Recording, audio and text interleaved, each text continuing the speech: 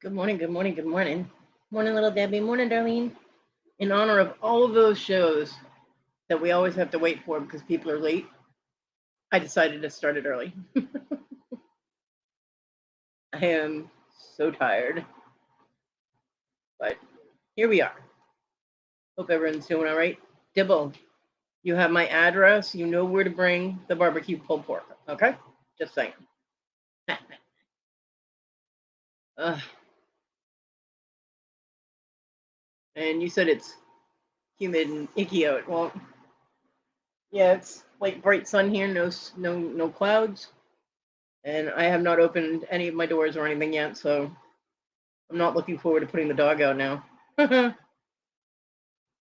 You're gonna mail me pulled pork in this heat? Um, yeah, no, I don't think so.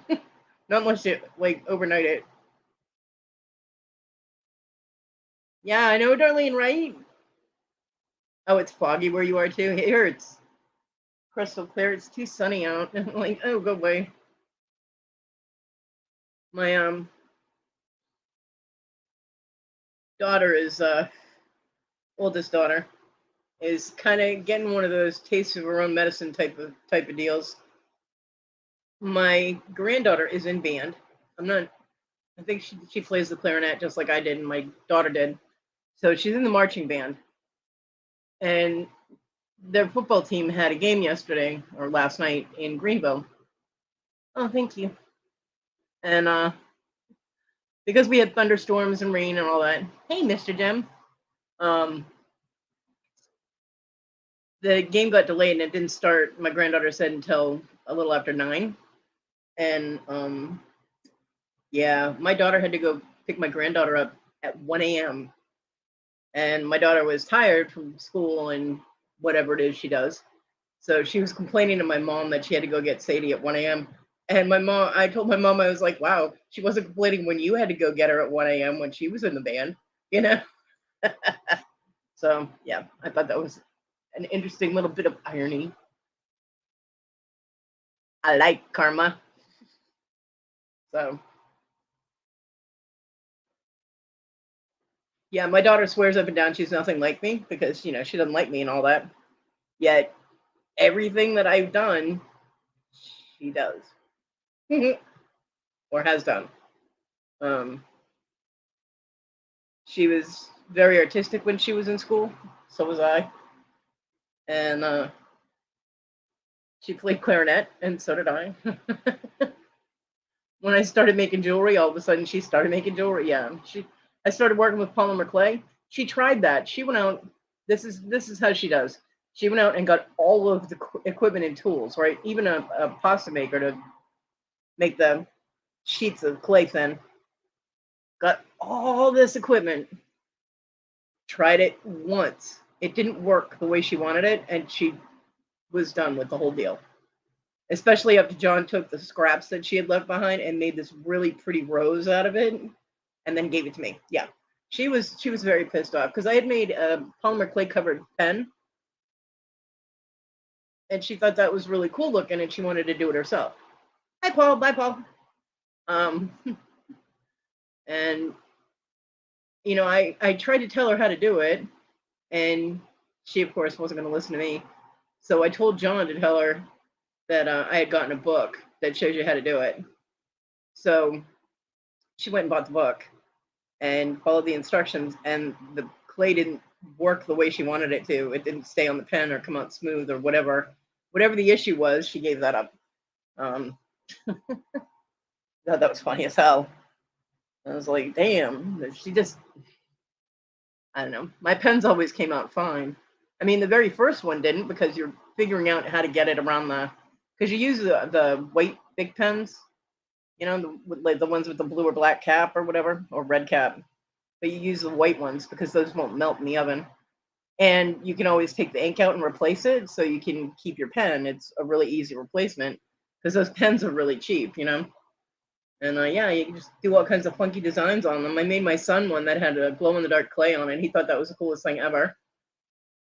He still has it. I made him a pen, like a pen holder too, cup holder. Hey, Iris. Oh, I hope you feel better, honey. PG, there she is. And yeah, my son was infamous for getting into frosting, like, you know, the Betty Crocker frosting in the little tub. So I took one of those tubs and cleaned it out, washed it and all that, and then I covered it with polymer clay. And I said, "Here you go," and I gave it to him. It had different textures and patterns, and had glow in the dark clay on it and stuff. It came out really cool. I don't know if he still has that, but I know he still has the pen because he was using it last time when he was still living here. So yeah. Hey, if I still have all the equipment and everything, but I don't have anything to bake the clay in because my oven is no. I'd need a toaster oven, um, and I don't have one of those. So yeah, you make some good money selling those pens because you can do them in. I mean, every design imaginable. Anything you can make with design you can make in the clay, you can put on a pen. And I sold one to a waitress, neighbor of mine, for like $7. And she said, like, all of the waitresses kept trying to steal her pen. She goes, "You need to make some more of those and sell them for like $10. They'll buy them." And I'm like, "Okay." So I made a few pens and then she moved. And I never heard from her again. And I was like, damn it. But yeah, it's pretty cool. So good news is the reason I'm so tired is I was on Rhonda's open panel auction last night. It's my first time auctioning on someone else's channel. I had a lot of fun, and I made enough. Once I send out the money requests and get paid, I will have made enough to do the shipping, so everybody's packages can go out. Yay! And I will be doing a sale on my channel today. Devil. That was a long time ago. But yeah, I'll be doing a sale today at 2:00. Oh, thank you, Darlene. I appreciate that. I was nervous because I had never done it on anybody else's channel, but it worked pretty good. So I took a big hit on the box of rocks that I sold, though. Big hit. Almost every piece in the box that I had, I probably could have sold for $20 or more, but I sold the whole thing for 30. I needed to generate the money so I could ship people's stuff out, and I have an electric bill that I have to pay. I didn't make enough for that, but I made enough for part of it, and hopefully today I'll make some more so I can cover that.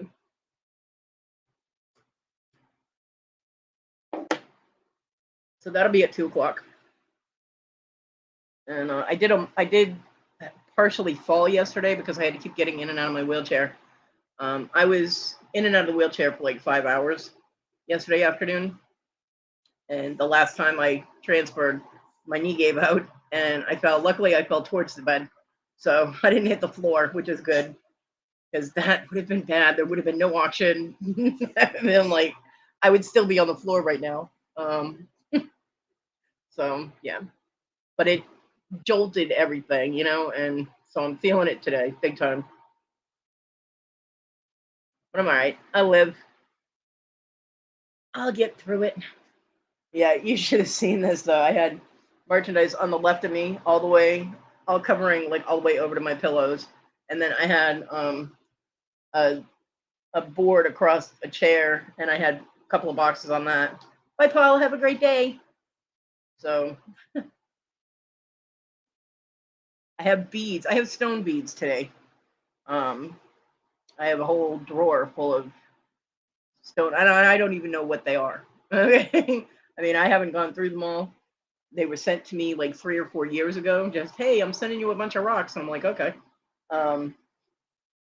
And yeah, so I have those for anybody that makes jewelry or crafts with beads. I was going to have the faceted stones last night, but I need to recalibrate my presidium because almost everything was testing spinel. Now, a few things tested amethyst and a few things tested tourmaline, But hey, Jennifer, good morning. But a lot of them were testing spinel, and I looked up, and spinel comes in all different colors, so it is possible that there's spinel. The issue there is that 1 carat of spinel is worth between $800 and $2,000. I don't really feel comfortable selling that for $10 a piece. You know what I mean? I'm like, So I have to recalibrate my Presidium and then test them again and see what they come on. Jennifer, I was on Rhonda's open panel last night for almost 5.5 hours. Yeah, it was a lot of fun. It was a lot of fun.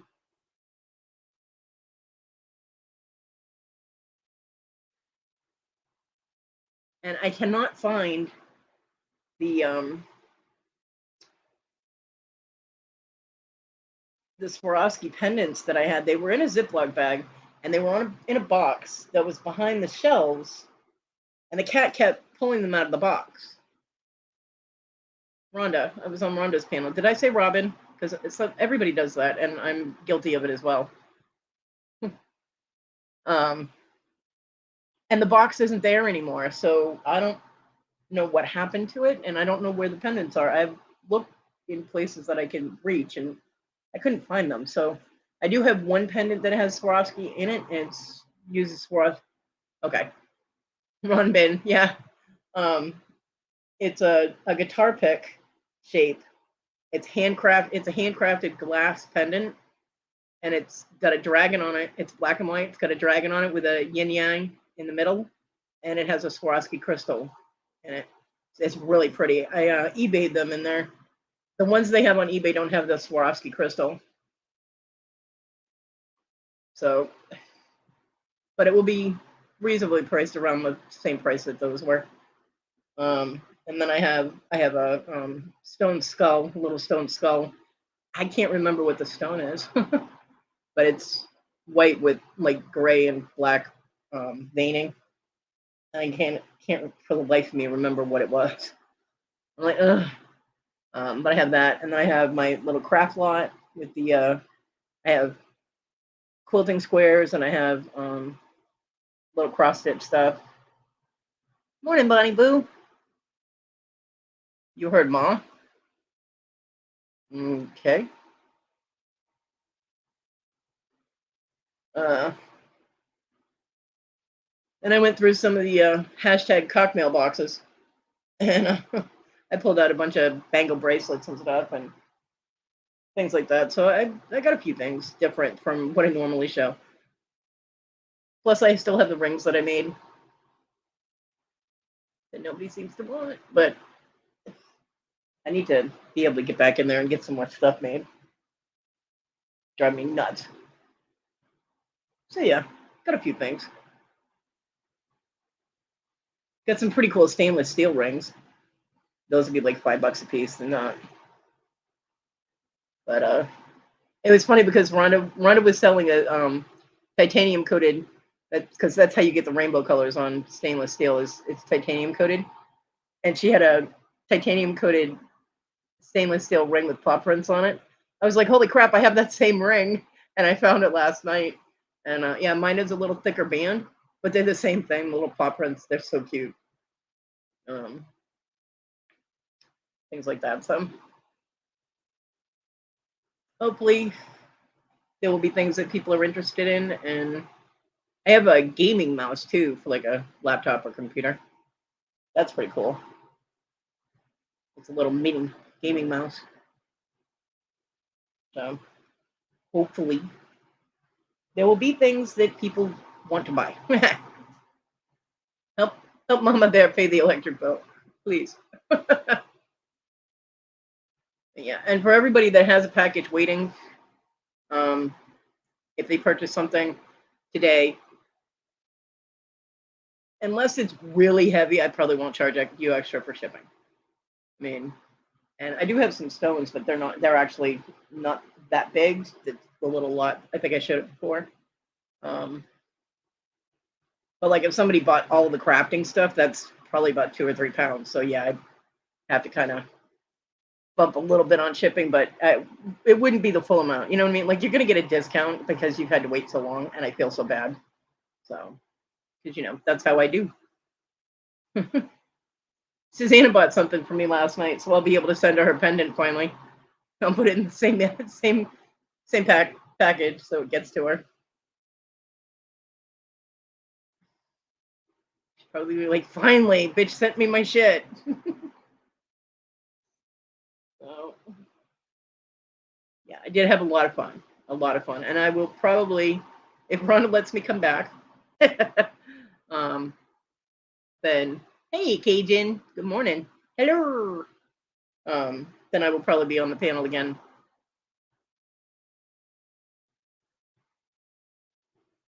I don't want to commit to a certain day, but I will go back up because it was a lot of fun.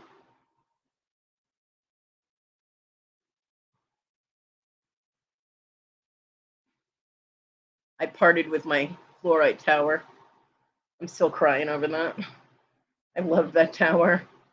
But I need to get you guys' packages out and need to generate some cash. So out it went. I will not. I'm holding on to my amethyst geode chunk for as long as I can because I've waited 40 years for that and I deserve to keep it. Damn it! So I won't part with that until I absolutely have to. But the fluorite tower, oh my, it's so beautiful. Um, Kathy bought it, so I'm glad it's going to somebody that will appreciate the good vibes that comes from that tower because it's a very groovy tower. You know what I'm saying?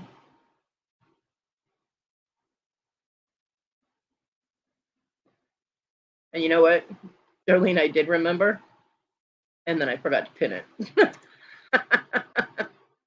Whoops!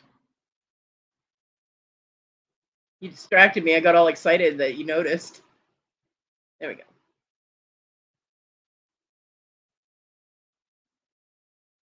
I mean, hey, if anybody wants to come on the sale today, I can send them the link and we can do an open panel on mine too. I think that's a really good idea. I like the fact that Ronnie gives people a chance to sell, people that normally don't or haven't, or you know what I mean. It's kind of like Rhonda's little mini marathon type of things. It gives people the opportunity to get their feet wet. I don't want people buying anything until the plumber gets here. He better warranty his work from 3 years ago. Oh my god, I hope so. I will keep a candle lit for you for that, Bonnie, because I know plumbers are expensive. Did you get goosed, TG?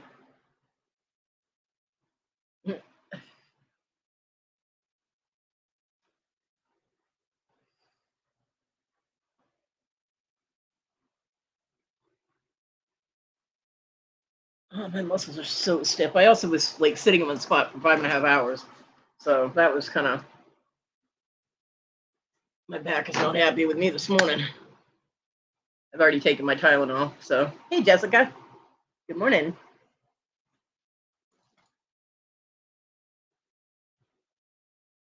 You got ducked?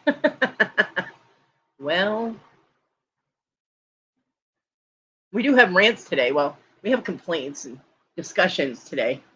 I made a list this week. And it's Canadian geese, damn it. Rhonda was giving me a hard time about that. Me and my pet peeves. Which it wasn't my pet peeve. That was her pet peeve, saying it was Canada goose. Which doesn't even sound right. Canada goose. But they are called both, Rhonda. Oh no, Bonnie. Been there with no water. That sucks. It's Welsh gooses.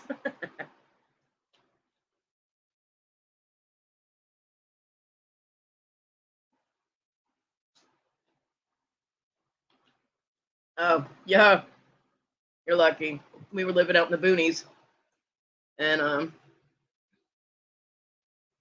we had the meter screwed up and they charged us like $300 for the water, and I'm like, we have 4 people in this house and we use like $30 worth of water a month. How is this $300? And we couldn't pay it, and we kept telling them to come out and check it, and they took forever to. I'm like, come check it. It's not us, you know. And they're like, well, it's on your side. And I'm like, no, it's not. And By the time they came out to check it, they had already shut our water off. So we went for like 3 or 4 days with no water. And it was not fun at all. We were going down to the gas station and filling up gallon jugs of water, like 10-gallon jugs of water a day, because we had to do dishes. The kids had to, clean up to go to school. And you ever tried washing your daughter's hair in a bowl when it's like, midway down her back? Yeah, it was not fun. Um, and of course, the water was cold because I can't heat up that much water. Screw that. So yeah, it was not fun. So I'm glad she lives next door. You're able to shower and all that. That's a good thing.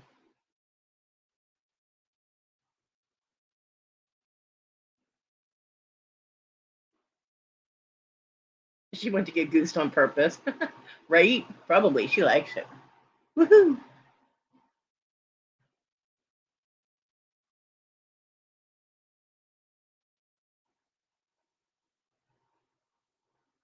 Uh, just in case she's already listening, Tina, how the fuck are ya? How's it going? Everything hanging all right? Yeah, I feel better now.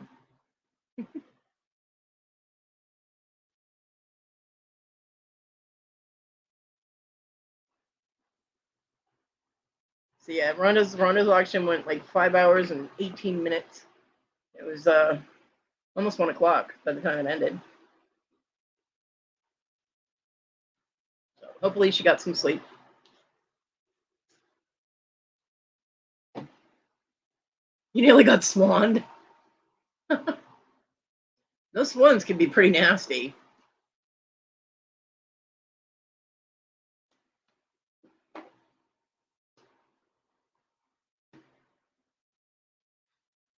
So I've got a sale later today, and Dibble is going to start heading out after my show and bring me pulled pork, barbecue pulled pork. So that'll be good. And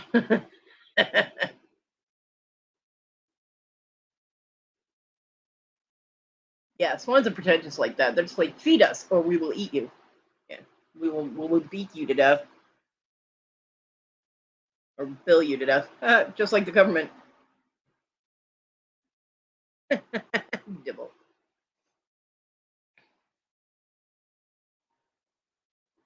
But I hope everybody's weekend's going well. And, you're either accomplishing everything you want to accomplish or absolutely nothing, which would also be the goal. Yeah, Bonnie, she made it in the crock pot. She made pulled pork last night so that they could have barbecued pulled pork all weekend. And I'm like, you have my address.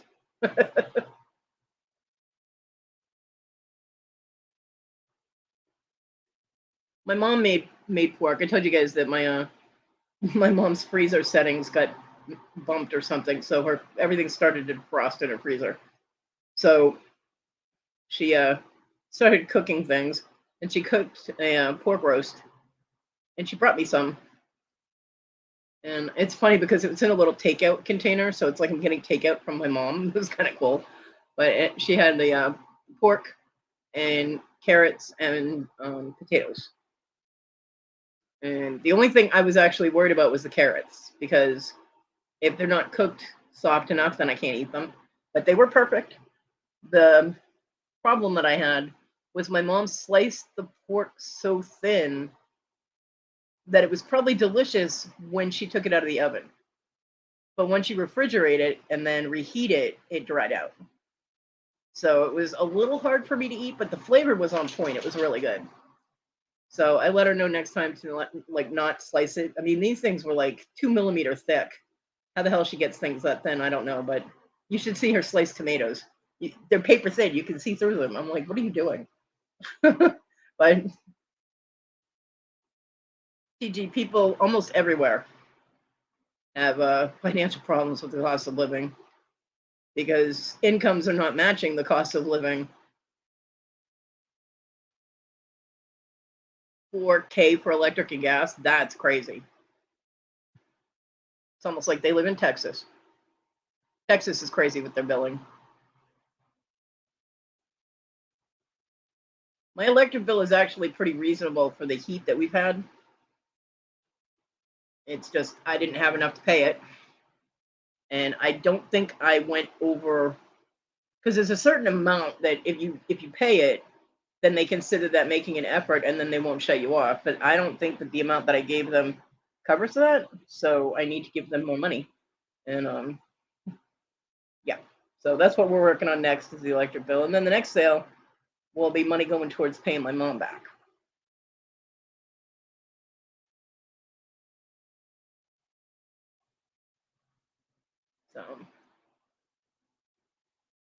So, the landlord finally showed up, got the rent, changed my air filter out, which was good, and fixed my toilet, which is also good. He shortened the chain on it, because him telling me just take the lid off the back and jiggle it, dude, I cannot reach that shit.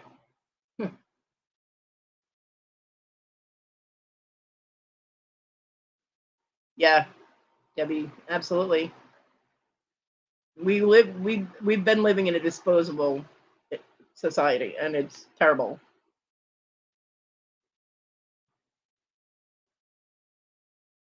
Oh, good, TG. That's a good thing. We need another one. A lot of people need another one here. I do. That'd be nice. Of course, I always need something to stimulate my income, so I need stimulus monthly.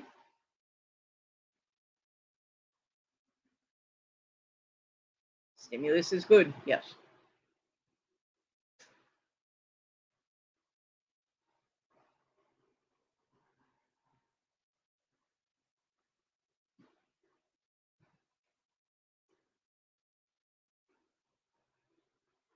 I sold. I will be selling the stone beads. I have so many. I have more beads than I could use in a lifetime. I really do. And this box, this is only probably a third of what was in the actual box. Um, and this box has been sitting here for 3 years, and the only time I open it is when the cats knock it over and I have to put everything back in it. So they say if you don't use something or have no use for it within a year, then get rid of it. So that's what I'm doing. Yeah, Bonnie. I mean, my mom can, but my mom also has money in the bank that drops the interest into her checking account. But for me, I mean, I think it's between my disability and my SSI, which is like 33 bucks. It's like, oh, you don't make it, you're under the poverty level on your disability, so we're gonna boost it with SSI. Yeah, 33 bucks. Thanks for that. At this point, I could buy a gallon of milk and a loaf of bread. Woo! But I think it's up to $845 or $843 or something. And I'm like, three-quarters of that is gone with my rent, and then I have, the water and electric and my phone. So this is why I always need money for one of those bills. Luckily, the phone bill is only once every 3 months because I have Mint Mobile. But well, it depends on how much. Um, I don't actually use a lot of milk, and I probably go through about a loaf and a half, maybe 2 loaves of bread a week. Not even that. Depends on if I'm eating cheese sandwiches. But I usually have a loaf of bread in my room with my peanut butter. So if I get really hungry, I can grab a piece of bread and throw some peanut butter on it, and it keeps me from eating the meal foods when I need those to last. You know what I mean? It's like supplemental munchy type of thing that's not incredibly unhealthy. Of course, I also have peanut butter M&Ms and Pillsbury chocolate chip cookies. I actually don't snack on the candy that much of the cookies, and I have my potato chips. Yeah, but yeah, the bread usually lasts me a pretty long time, and I get Walmart bread, so it's under $1. I don't get anything fancy.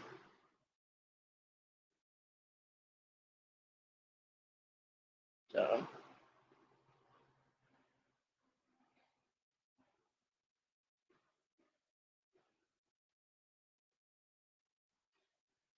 I actually still have I have a good amount of food in the house right now. So basically, the most my mom has to, well, she doesn't have to, but the most my mom brings over is my soda, my Pepsi, and my Fanta, and the chips. Um, I'm gonna have her grab me another thing of Gold Bond powder because I sit here and you sweat and parts of your body heat up and you get rashes and it's uncomfortable. So I use Gold Bond powder for that. Um, it's fun. Get powder everywhere, especially since I have the fan going. My life's a mess. But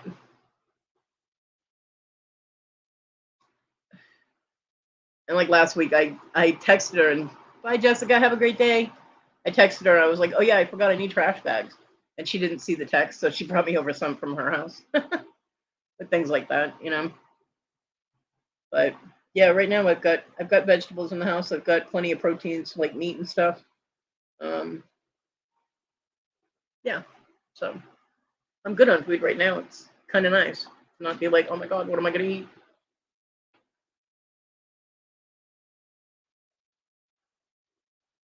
Well, Darlene, you can say anything you like in here, but if you don't feel comfortable doing it, then don't, because I don't want you to be uncomfortable.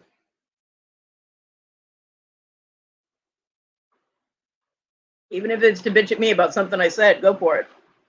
Because if I said something wrong and I don't realize it, I appreciate people pointing it out. And I know you won't do it in a douchey way, so you know what I mean?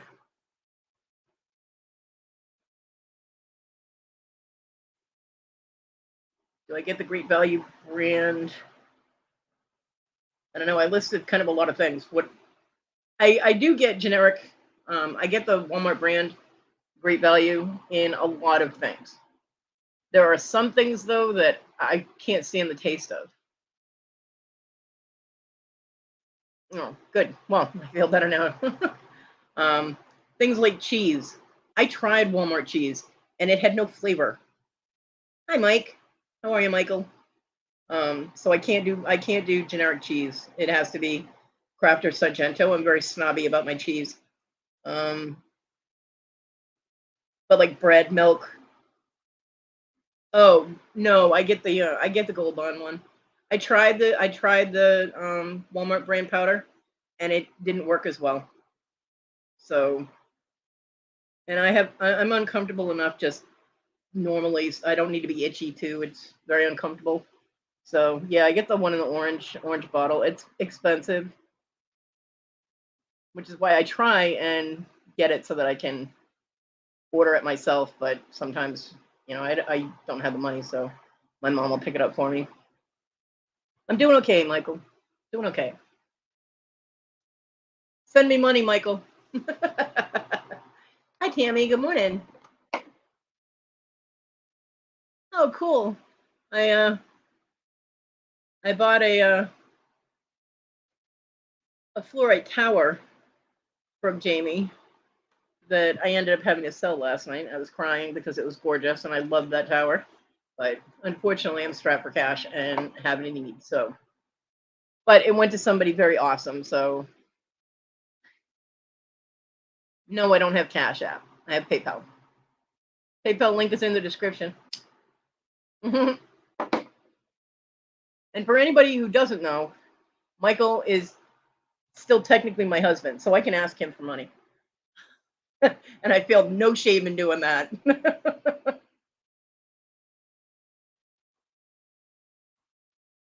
And I'm not even going to say I'm kidding. Because I'm not. Send me money, Michael. You have a job. Send me money. I need to pay my electric bill. I need $134, Michael.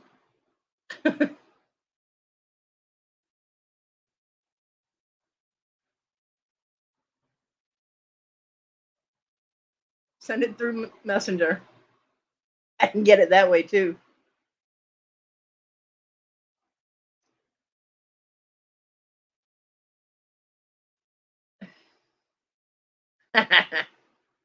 There you go, Darlene. Go in as a guest in PayPal. You tell them.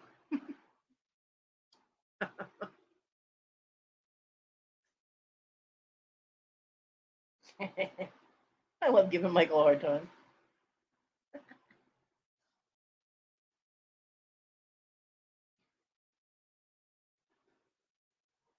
I love Jamie and Devin. They're awesome people. Awesome people. And they have amazing things. Natural stone jewelry and silver and ugh. If I won the lottery, man, they would have most of it.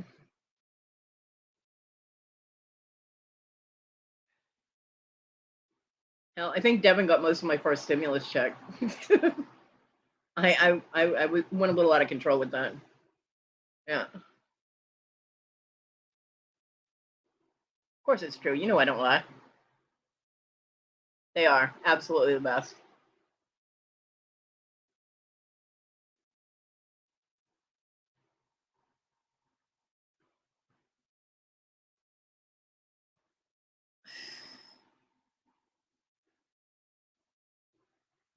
Oh, I finally got to do it to Rhonda. That sounded leading, wasn't it? Um, anyone who was at the last marathon and saw the bee lady knows that one of the favorite things to say now is "doesn't matter, sold." And Rhonda was showing something, and it got bought, and she was still showing it, and I was like, "Doesn't matter, it's sold." So I finally got to do that in an auction and to Rhonda. That was great. Oh, really? That's awesome. She only lives 30 minutes away. That's fantastic. I hope you guys get together and hang out. It's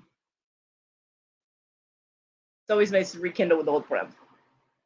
No, Michael, that does not mean I'm coming up to Massachusetts.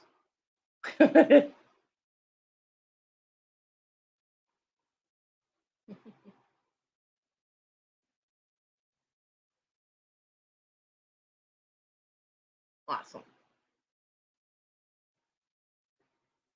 Yeah, I did not want to part. I bought that fluorite tower almost 3 years ago, and I did not want to part with it at all. It had such good energy coming from it. The colors were amazing.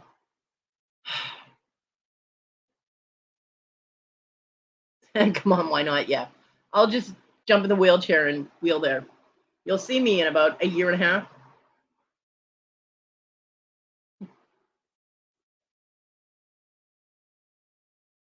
Did you get the Nana's auction?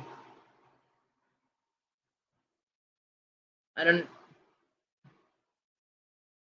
Dibble, what are you talking about? Hey, Stacey May.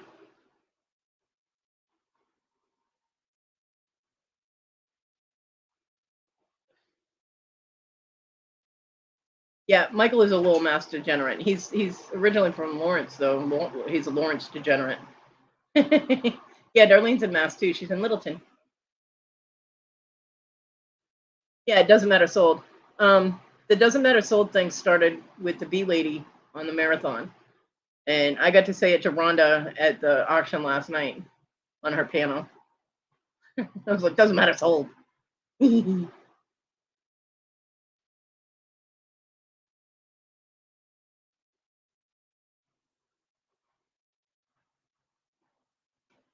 welcome.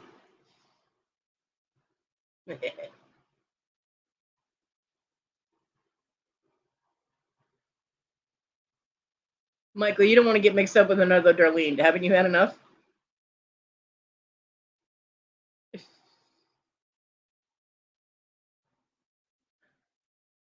He's a little Massachusetts. Wow. He's a little masochistic.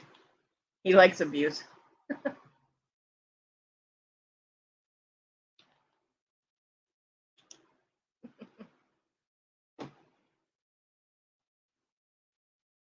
She's a redhead too. Darlene, all I'm going to tell you is just say no. Love you, Michael, but no. Oh yeah, he is an asshole. He's definitely an asshole. Yeah, I got to admit that was good. Everything else was bad after 6 months, but you know, we won't get into it. But Michael fucked up big time. He was bad. He was a bad boy.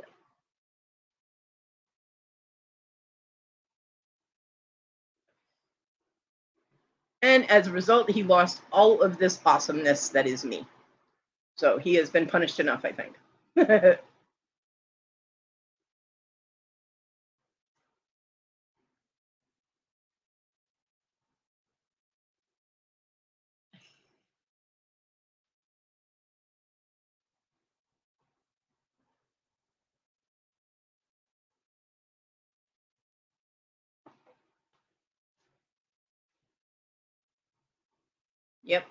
That was then, this is now.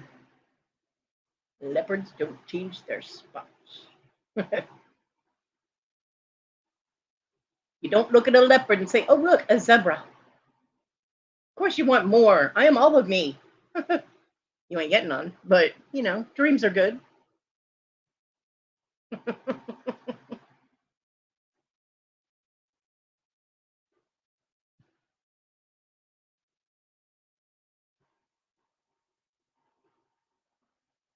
You're silly.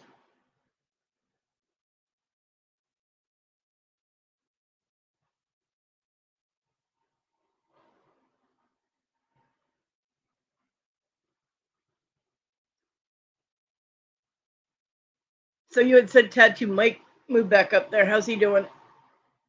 That guy was a dick, but hey, you know.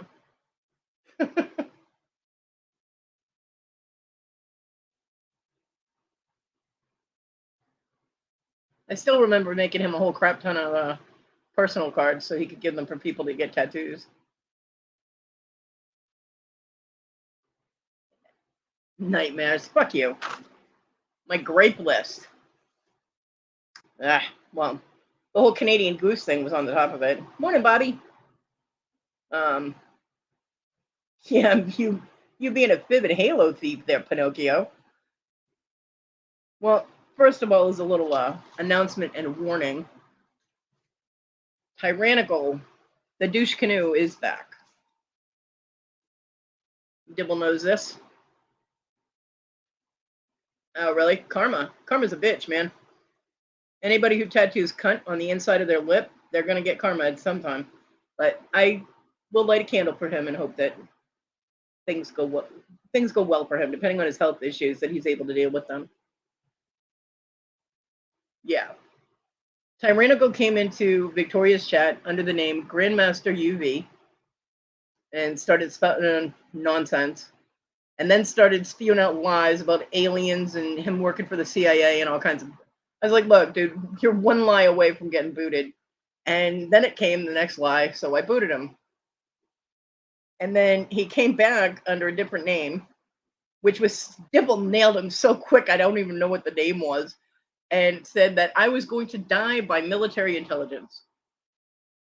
So yeah, I got a death threat in Victoria's chat. Hi, Susanna. My beautiful Susanna. That was him, Bonnie. That was Tyrannical.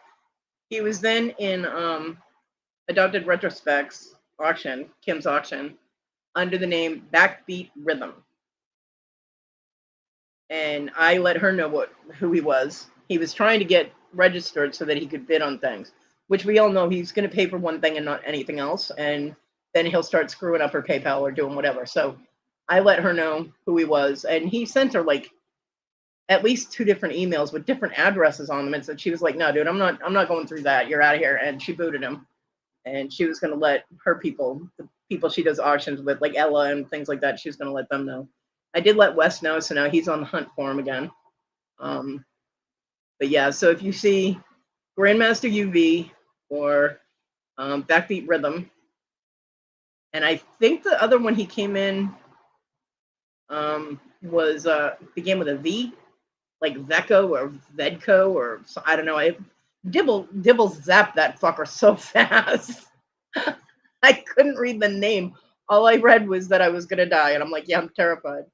Before this, he had been like, Kodi, where you at? I want to come at you. And I was like, he goes, I want to come to you. And I'm like, I'm in Anderson, South Carolina, you fucker. Come at me, bro. Well, I didn't say you fucker because it's Victoria's chat, but it was in my head. Oh, yeah, TG, I will absolutely warn everybody and anybody about Tyrannical. That piece of shit needs to fall off of YouTube and never come back. So, yeah, Debbie was like, zap. So,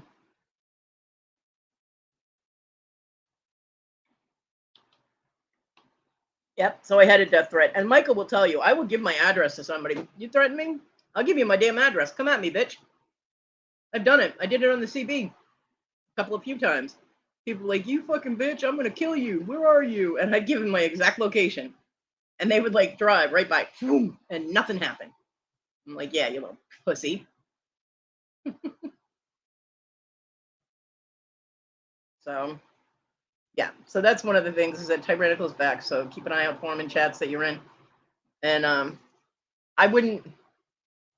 I mean, Wes has no problem saying things in people's chats, but for me personally, I try and message them privately because I don't want to cause a big stink in their chat. Hi, Pam. She of the Boston Terrier crew, her little tribe of Boston Terriers. They're so cute. I told Pam that if she was ever in my area traveling with the dogs, that the dogs were invited to my house to play with Simmy. I was like, oh, and you can come too.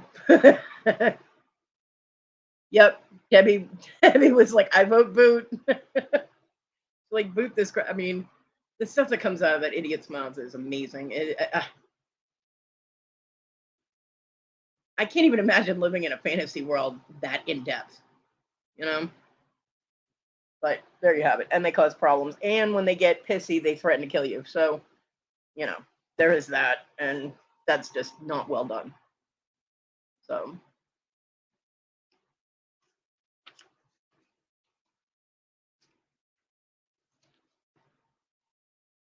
So that is one of the things that I always want to warn people about, because it's like every 6 months or so, 6 or 7 months, he pops back into. It's like he gets kicked out of whatever community he's been hanging out in, and all of a sudden he comes back to ours, and it's like, stop it, go away. Nobody wants your bullshit. Get in your little douche canoe and paddle down shit creek because nobody wants to hear your noise. Yeah, amazing weirdos on YouTube. Who would have thought?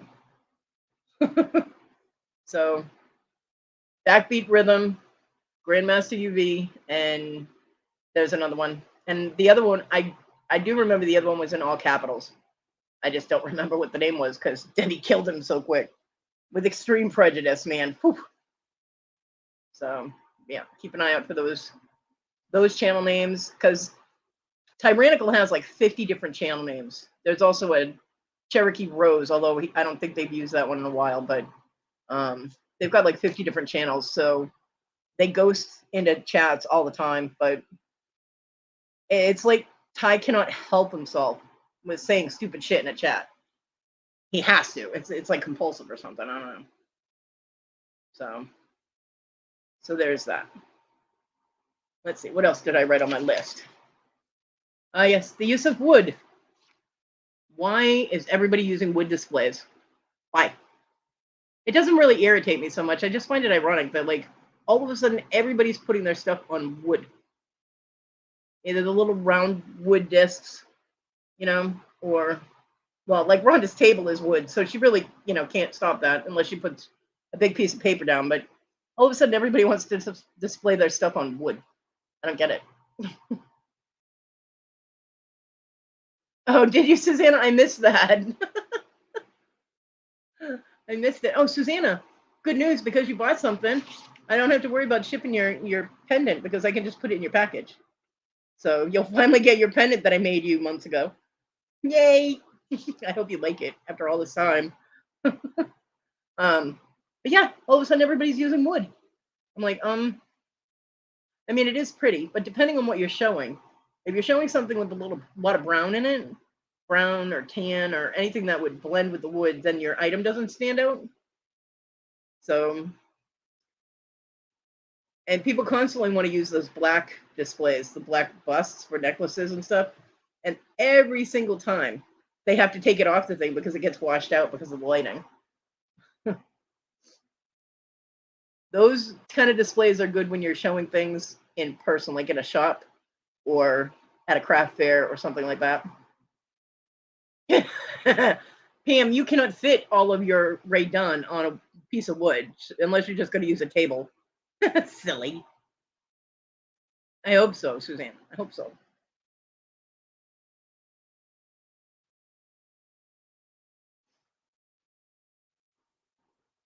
I was not on YouTube most of the day Friday. I actually slept a lot. I went to sleep Thursday night. I fell asleep around 7 or 8 o'clock. I didn't wake up until 2 a.m. And then I was up until about 5.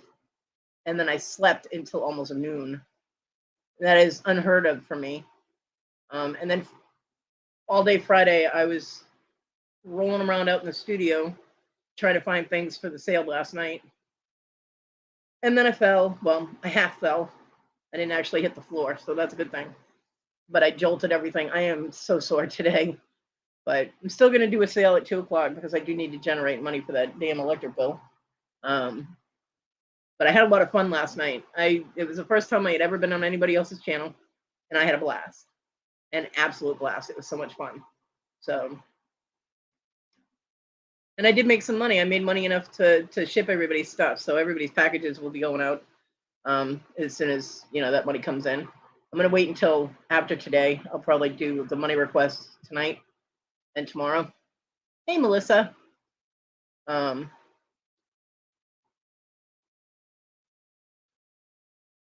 It's kind of silly to do money requests if somebody buys something today, and then I just have to do it again. So,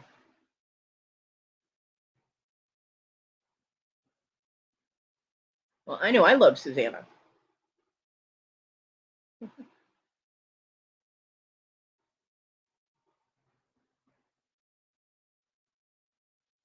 I think Susanna needs that wine glass holder that you can stick in your bathtub, so she can sit in the bathtub with all her silky oils and soap for her skin and have her wine right there. And she won't have to worry about spilling it. That was the funniest thing. Like, I pulled that out of that box when I got the box, and I was like, "What the hell is this thing?"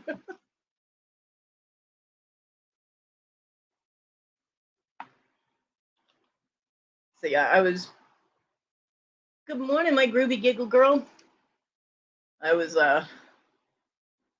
wheeling around off and on for 5 hours yesterday, and then almost falling, and then 5 hours and 18 minutes of auction last night. I am tired. I am a tired bear.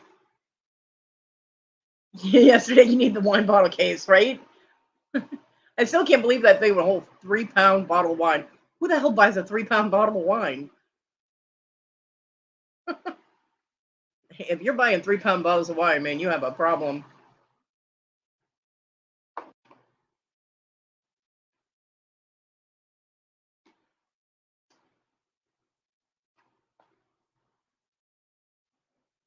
Yeah. Kathy's never a bad girl. I don't believe you, TG. Kathy is now the proud owner of that fluorite tower, man. Kathy, you are gonna love that tower.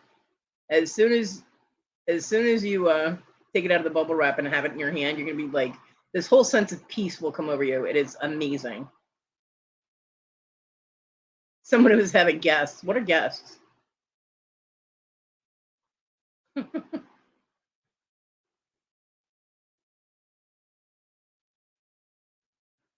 Okay, I'll rephrase it. If you're buying 3-pound bottles of wine regularly and you're not throwing massive parties, you might have a problem.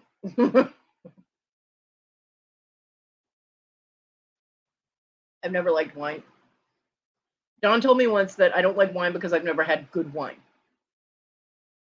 So it's possible.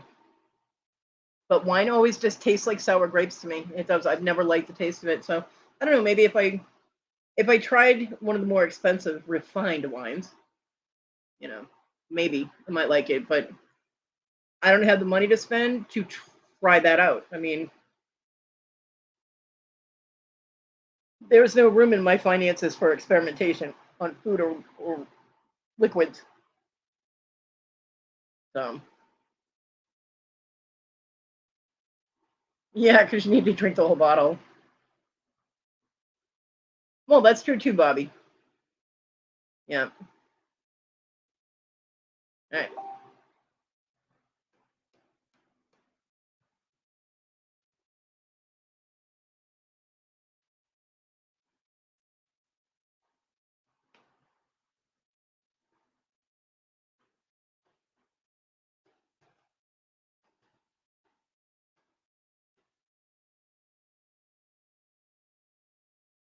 See what else is on my list here. Oh, rhinestones. Rhinestones. Can never have enough wine. I don't know. I mean, I've tried it at several different points in my life because your tastes change. So the first time I tried it, I mean, I was like a teenager, so it's like, ew. Bye, Mike. Have a great day at work. Make lots of money so you can help me pay my electric bill. I'm gonna have a heart attack if he actually sends me money. That would be surprisingly pleasant.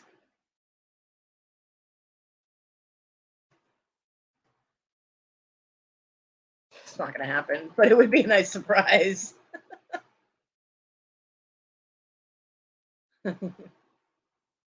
Hey, Jen. Um, yeah. So then, when I was in my 20s, I tried it again because I was at a party or at someone's house, and they were doing the whole wine thing. It was a wine and beer get together. Yeah, I switched to beer real quick, and I don't really like the taste of beer either, but I liked it better than wine. Hi, Ashley. Um, so, but I've never had expensive wine, so it's possible. I did have it in either my 30s or 40s. I think I had a glass of wine with John, and I was just like, nope. So,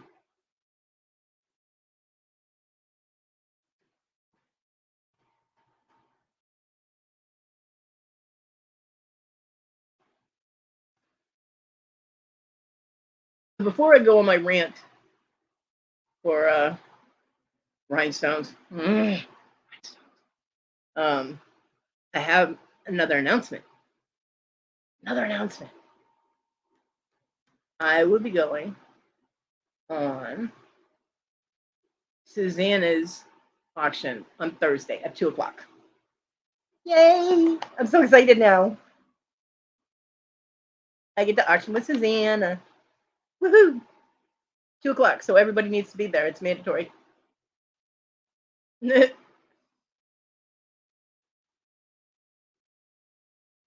Yeah, Tammy. Well, California has really good wine, but I'm in South Carolina, and what they call wine comes out of a still here. So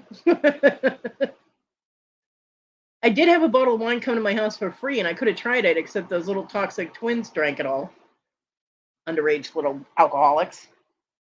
Um, I'm so excited. I'm so excited.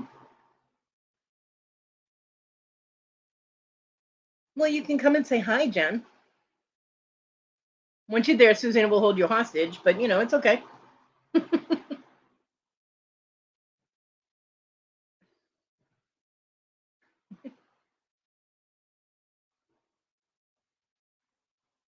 so excited. I'm gonna have to go through those boxes and get more jewelry. Yeah, good old Boone's Farm. I don't think I actually ever had Boone's Farm. I don't remember what it was that I had when I was in high school. So, and I've never had champagne, so I won't say one way or the other whether I like champagne or not because I have no idea. Okay, Jen, deal. Um, yeah, it's just I don't know. And I watched my mom abuse wine, so Pam, you were redeemed because you have adorable dogs. I will forgive you, but it's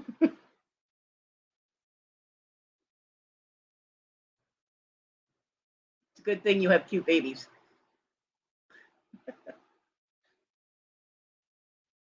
Oh, Mad Dog. I did try Mad Dog and I never tried it again. I took one sip and I was like, nope. My high school thing was Southern Comfort. That's what I drank when I was in high school.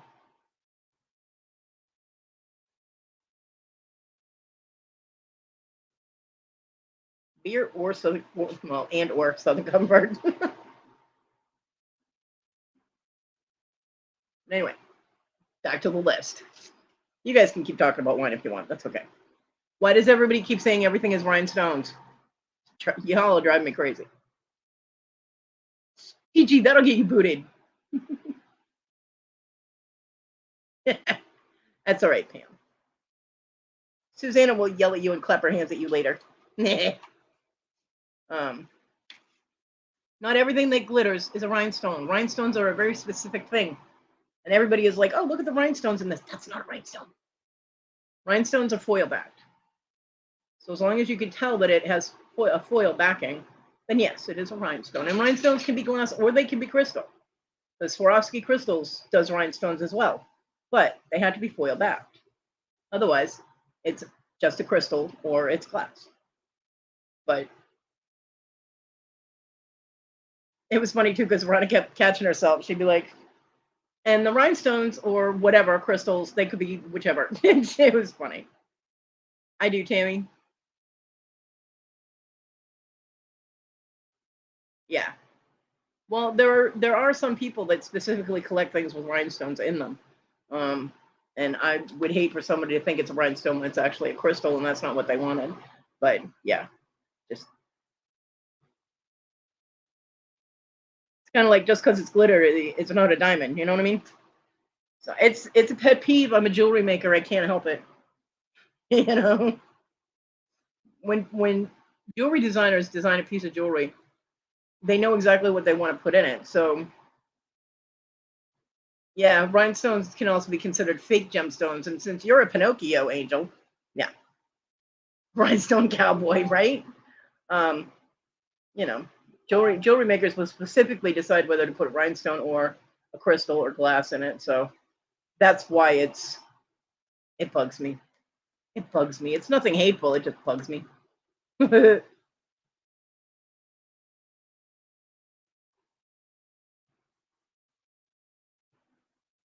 uh, you're doing Tigger.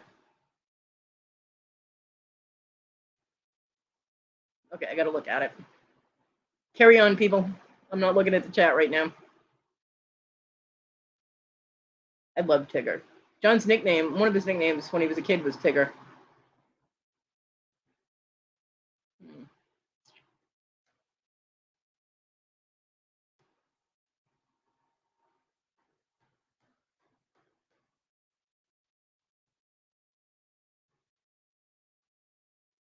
Okay.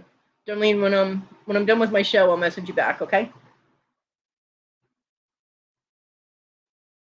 Yep. There's a difference. The only difference between a rhinestone and other glittery things, well, you look through the stone. Because rhinestones are going to be clear. If there's no point in putting foil on a black stone because you can't see through it, there's not going to be an extra sparkle. That's what the foil in the back of the stone does.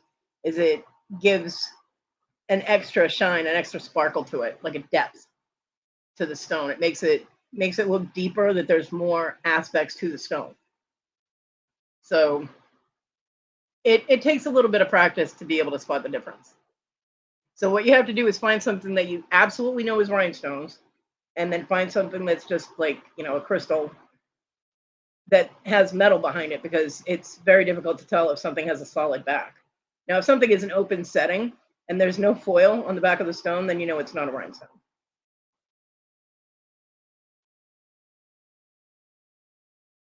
As far as I know, there's no real difference in value for the actual stone. It's all in the design, the setting, the maker, things like that. So, but the value is not different. It's just the aspect of the stone itself. The rhinestones will be, aside from Swarovski crystals, which are, the diamond of the crystal world, a rhinestone will have more sparkle, more glitter than a regular crystal or glass.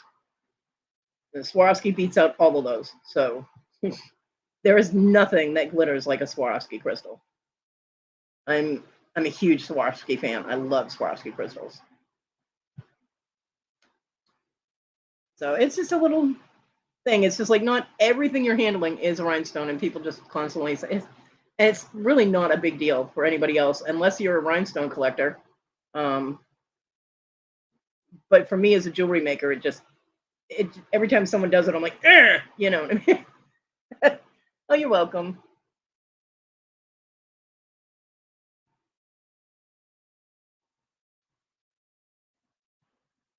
Oh, let's see. What else do we have on the list? Ooh, disorganization during an auction. I told Rhonda that I was going to rant about myself because she was picking on me last night. And this isn't really a rant against anyone. It's more like I can empathize with the disorganization now because getting prepared and having things ready is a pain in the ass. See, when I'm sitting here and I'm doing my sales by myself, all of my stuff is right here, right? And all I have to do is just reach over, grab something, and bam, I'm showing an item. But doing an auction on someone else's channel was totally different because the first like hour, I'm sitting there, I'm just watching everything everybody's doing, and I'm not thinking I need to have my what I'm gonna sell set up so I can show my items and be done, right? So yeah, I fell into the disorganized category where I was not prepared. It was an auction foul on my part. I was definitely Amtrak last night. I kept derailing, but it was still fun. I had a good time. I got there in the end, so we're good. Darlene, I hope your head feels better. I don't like headaches. It's probably a stress headache too. Yeah, it does. Takes a long ass time, and don't have. Thank you. I don't have a lot of room to work with. I've got about square footage next to me is. I probably got about 2 feet away from me and about 3 feet across. So I have like 5 feet total right next to me in this little square, and then I had my chair set up with um, a shelf board, so I could put 2 boxes on that, and yeah. But I kept forgetting to pull because we were doing 2 items at a time, and I kept forgetting to pull 2 items and put them like right where I could grab them. So it's just like okay, bam and bam, and I wasn't taking things out of those stupid little drug bags until I was showing items, and it bogged down the time, and I don't like that. So from now on, I have to take everything out of the bags while I'm waiting for my turn, so it's all ready to go. You know, because the stuff isn't in like Ziploc bags; it's in those little tiny drug bags, and with my hands being numb, and then having fingernails, those things are not easy to open. I hate those things. So, but I got there in the end. I stopped showing things that came in the little bags. That was my solution. All right, no more little drug bags. We're good.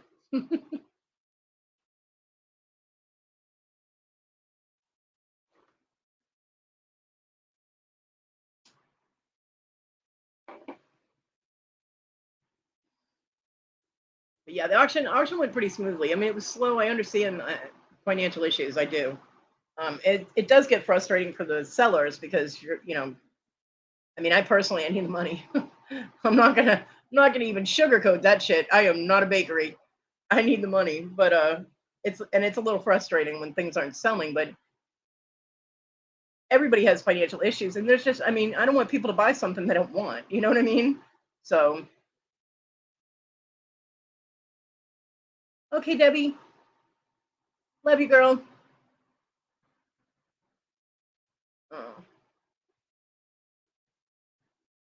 yeah, I hope everything gets settled and that you can finally get to relaxing and get rid of the damn headaches. That sucks.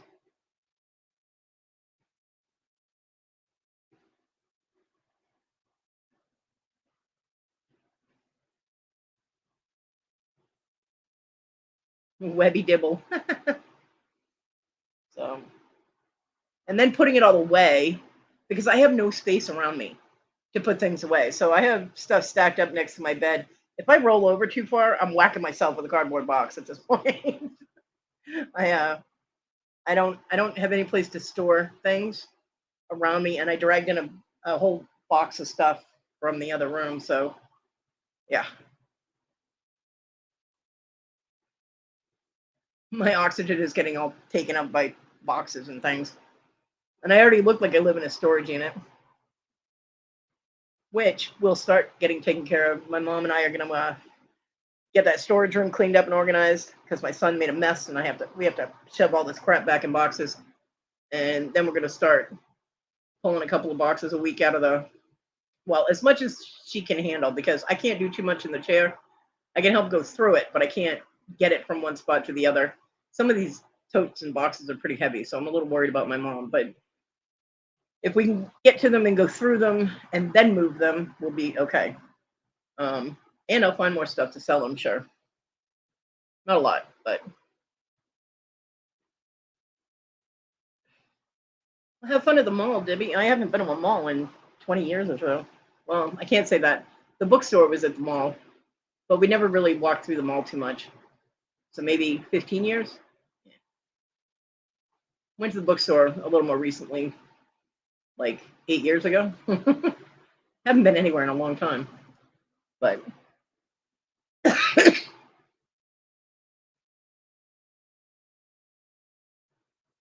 Burlington Mall in Massachusetts has happy memories for me because that's where my mom would take me for school shopping, and we always went to the food court and got Chinese food.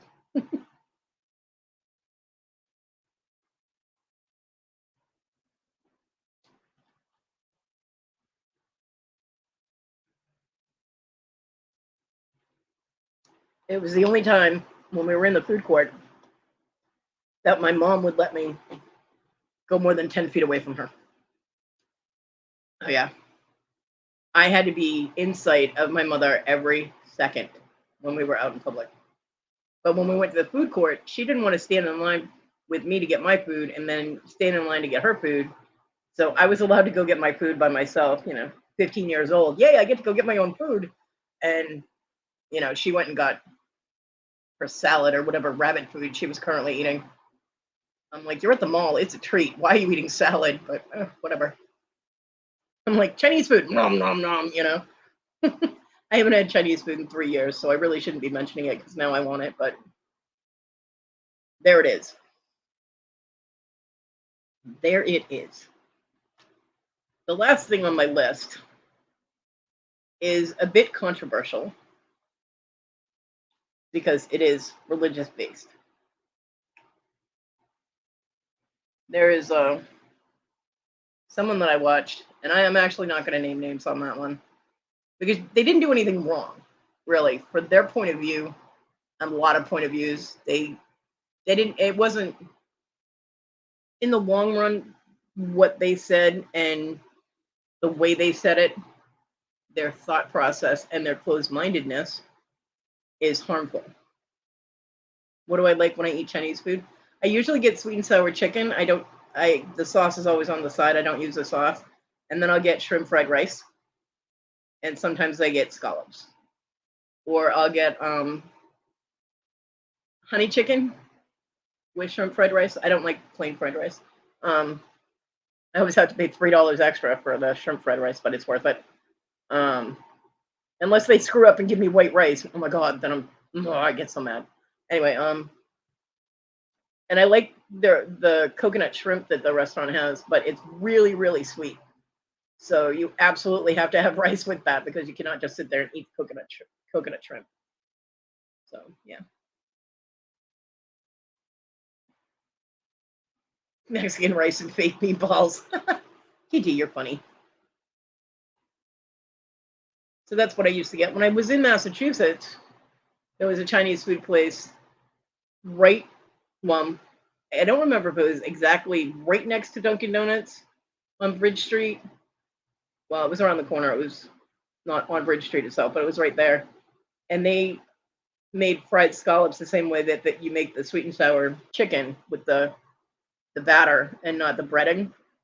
Oh my god, that was so good. They don't do that here. Morning, Maggie. Their scallops they're cut in half and they're breaded. They're like already frozen, like when they get them. So then they just fry them. I mean, they're still good, but they're a little tough. But unfortunately, the one Chinese food place that I really love does not deliver. They have no delivery service. I know, I check. Like monthly, I check. And my mom actually said that she would be willing to go get me Chinese food, but they don't open until 11 and she's usually out of here by 10:30. So I'm like, you can't wait a half an hour? What the hell? So me and my mom need to talk. If I ever have the money to be able to get Chinese food, we need to talk. I actually have one of their menus under my laptop. It's probably really out of date, but yeah.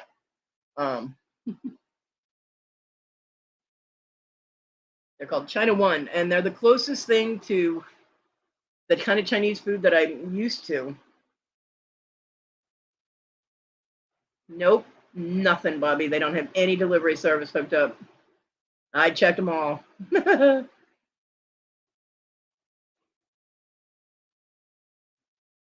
Yeah, I was upset.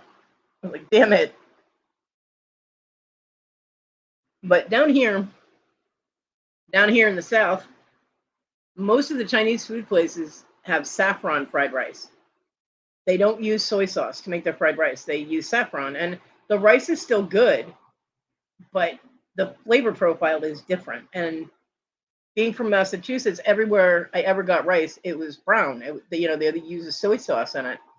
And so the first time I was down here, and it was at a buffet, and there's this big tub of yellow rice, and I'm like, okay, where's the fried rice? And John, being from California, I guess they have saffron rice there too. He was like, that's the fried rice. And I'm like, no, it's not. You know what I mean? Their food was good, but the rice was different. This place is the closest I've gone to northern Chinese food. Um, hey, Patrick. So yeah, they're my favorite place. They're right up. They're only like not even 10 minutes from me. In the shopping plaza that Walmart's at.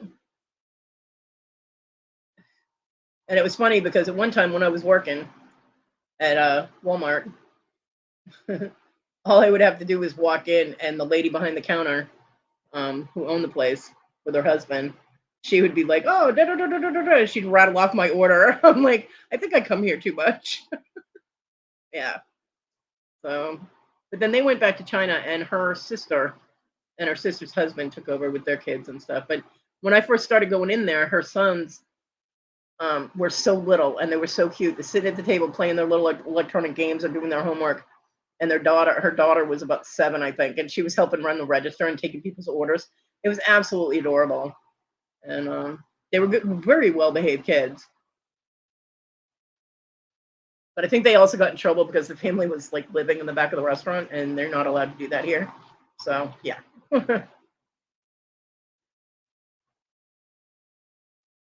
But they were very sweet people.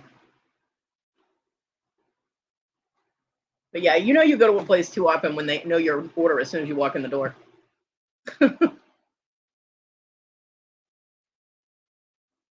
So, okay. So the controversial religious thing. Anyway, this kind of thinking is why a lot of people of alternate religions, not mainstream religions, stay hidden. And I'm not even putting that in quotation marks. They literally do not want anyone to know what religion they are because they fear persecution. Um, Pagans are a big one for that.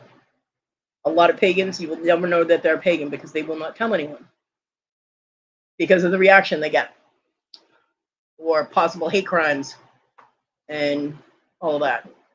And there was somebody that she's Christian, which I don't have a problem with Christianity. It's just the way some of the followers think that gets me. Um, she feels that even Catholics, now Catholics got ranted on her by, slammed by her too. Catholics do not know their way to God, and they're doing it wrong. And she considers the Catholic religion to be pagan and wrong. And everyone needs to pray that Catholics find the correct path. I'm like, what? Yeah, it's pagan idolatry. She even called it harlotry. I'm like, what? So this kind of thinking is very dangerous because all it takes is one whack job to take that and go and harm people that aren't Christian. To start up this whole, I mean, look what happened with the witch hunts. Thousands of people. I mean, there was a village in Germany that the entire female population was wiped out. Anybody who was female got accused of being a witch, and they all died. They were murdered, you know? So it doesn't take much to get a mob mentality going. So to hear somebody talking about that on a public format like YouTube is frightening to me because I'm pretty out about my religion. I'm pagan. If you don't like it, then don't talk to me. I don't care. But for somebody to be saying that anything that's not their version of Christianity shouldn't be allowed, that's dangerous. It's very dangerous. Yeah.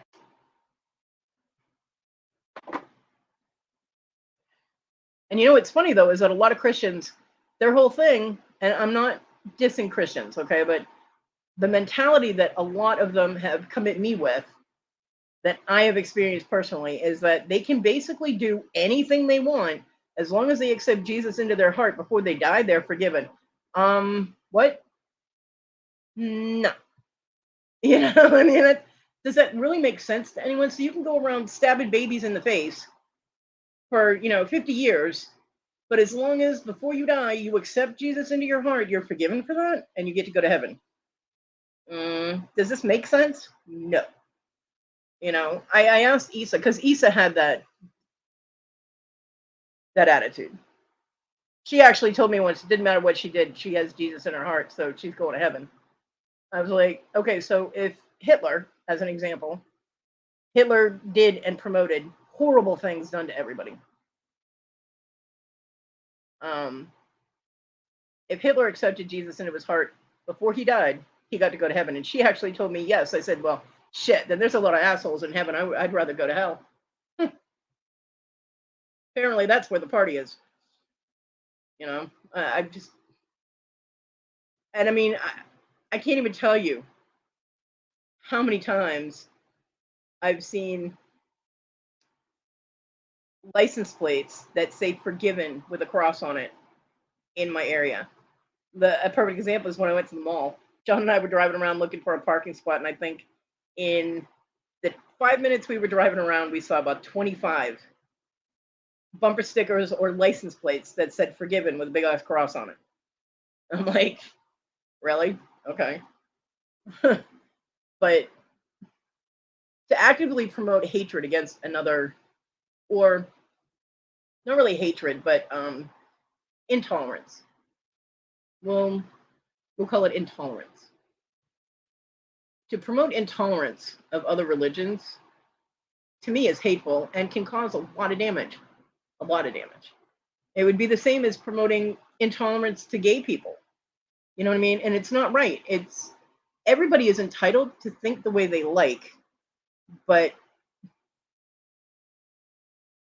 to promote something or talk about something in a way that will actively cause harm to somebody or could potentially cause harm to somebody, I don't think that's right. I think that people need to watch their words in situations like that, both political, religious, you know, because your Bible might be the way you worship and you might follow it, and that's fine for you because that's your religion. I mean, she doesn't believe that Mary should be honored or worshipped in any way. That's one of the things she said about Catholics doing it wrong. Because they worship Mary, they pray to Mary. I'm like, yep. So if somebody's faith is not harming you, like my faith isn't interfering with anybody else's faith. I don't push my religion on anyone. If somebody wants me to explain something about my belief systems, then I will do so. But I don't preach at people. I don't tell people they're doing it wrong. Not about religion anyway. Rhinestones, yes. Religion, no. And I don't have a problem with Christians in general. I don't. I have been Bible bashed. I have been screamed at by a group, which I'll tell you right now was very frightening. There were like at least 15 people in that gas station that I worked at. I'm trapped behind a counter, which was this little circular area, and there was one way in and one way out, and I had 15 people at my counter screaming at me that I'm going to hell and getting very angry and violent over the whole thing. And it was very intimidating. It was. I mean, I was going to take a few of them motherfuckers out with me if they tried anything, but it was still very frightening. I mean, I might be able to do a lot of damage, but not against 15 people. You know what I mean? So, and that was when I did have both my legs. So, and I didn't have the numbness. So, I'm a brawler. I would have done a lot of damage. Cafeteria Catholics. So,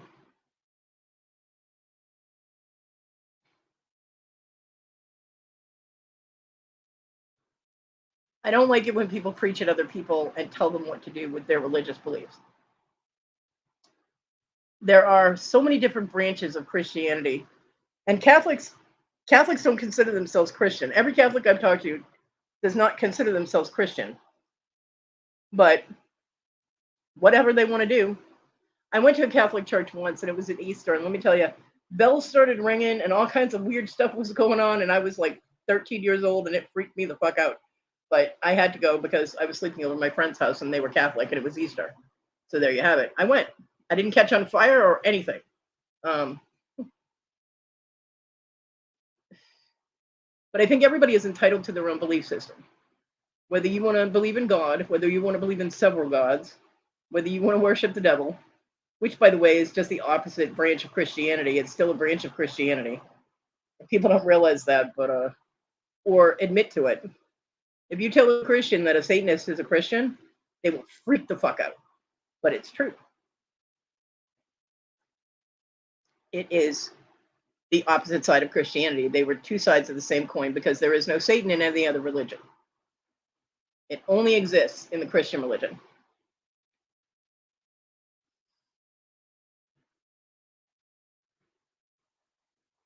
So, I don't know. See, people don't realize that their words impact a lot of people. Like, I don't know who's listening right now. You know what I mean? I don't, which is one reason I'm not going to name the person, because I don't want any hatred or ill will or any kind of aggravation coming towards that person. Yeah. Well, technically, according to some religions, heaven is already full. So I don't know where everybody else is going, but they've already reached their quota. So, yeah. And there are some people that just combine different religions to make their own. I mean, that's what I do with the pagan religions. Is I'm what's considered eclectic, technically. I call it potpourri paganism because I take a bunch of different stuff from a bunch of different places. I throw it all together and it comes out smelling good and it works for me. So that's my thing. Um, Everything from quote unquote Native American, indigenous people, whatever they want to call themselves now, um, to, well, I don't really branch into the Satanism thing at all. But I mean, there are aspects for me of Druidism and Norse, and I just Celtic, a lot of Celtic. So it's just all whatever appeals to me, whatever works at the time is what I do, and it's what works for me. Other people don't. I mean, I agree. I agree, Bonnie. I mean, there. I was talking about that before. Is you can recognize people's faults, or there might be something about someone that you don't like. But if you're friends with them, if you know them, and they're part of your family, or family that you've chosen, that doesn't mean that you don't like them, unless they're all up in your face about it constantly. Then, I mean, why would you want somebody doing that anyway? But you know, you can recognize things that you don't like in someone and still appreciate them for everything that you do like. I mean, like John used to drive me crazy borrowing shit and not putting it back where it was. And he was one of those people that left the cap off the toothpaste. Oh my God. But I still loved him, man. I mean, I'm not going to kick him out of the house because of toothpaste. Come on.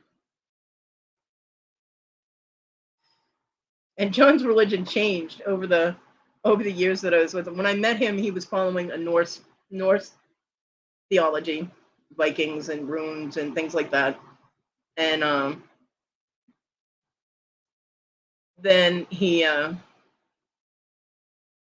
don't know, he met some chick and all of a sudden he was going to church. She had the intelligence of a turnip, let me tell you, and she was a stalker. He had a straight talk phone and he ran out of minutes. For like a week and a half, he had no minutes and she couldn't call him. She put minutes on his phone so she could call him. I'm like, oh my God, stalker much? Yeah, she was a piece of work. I was like, nice choice, John. Well done.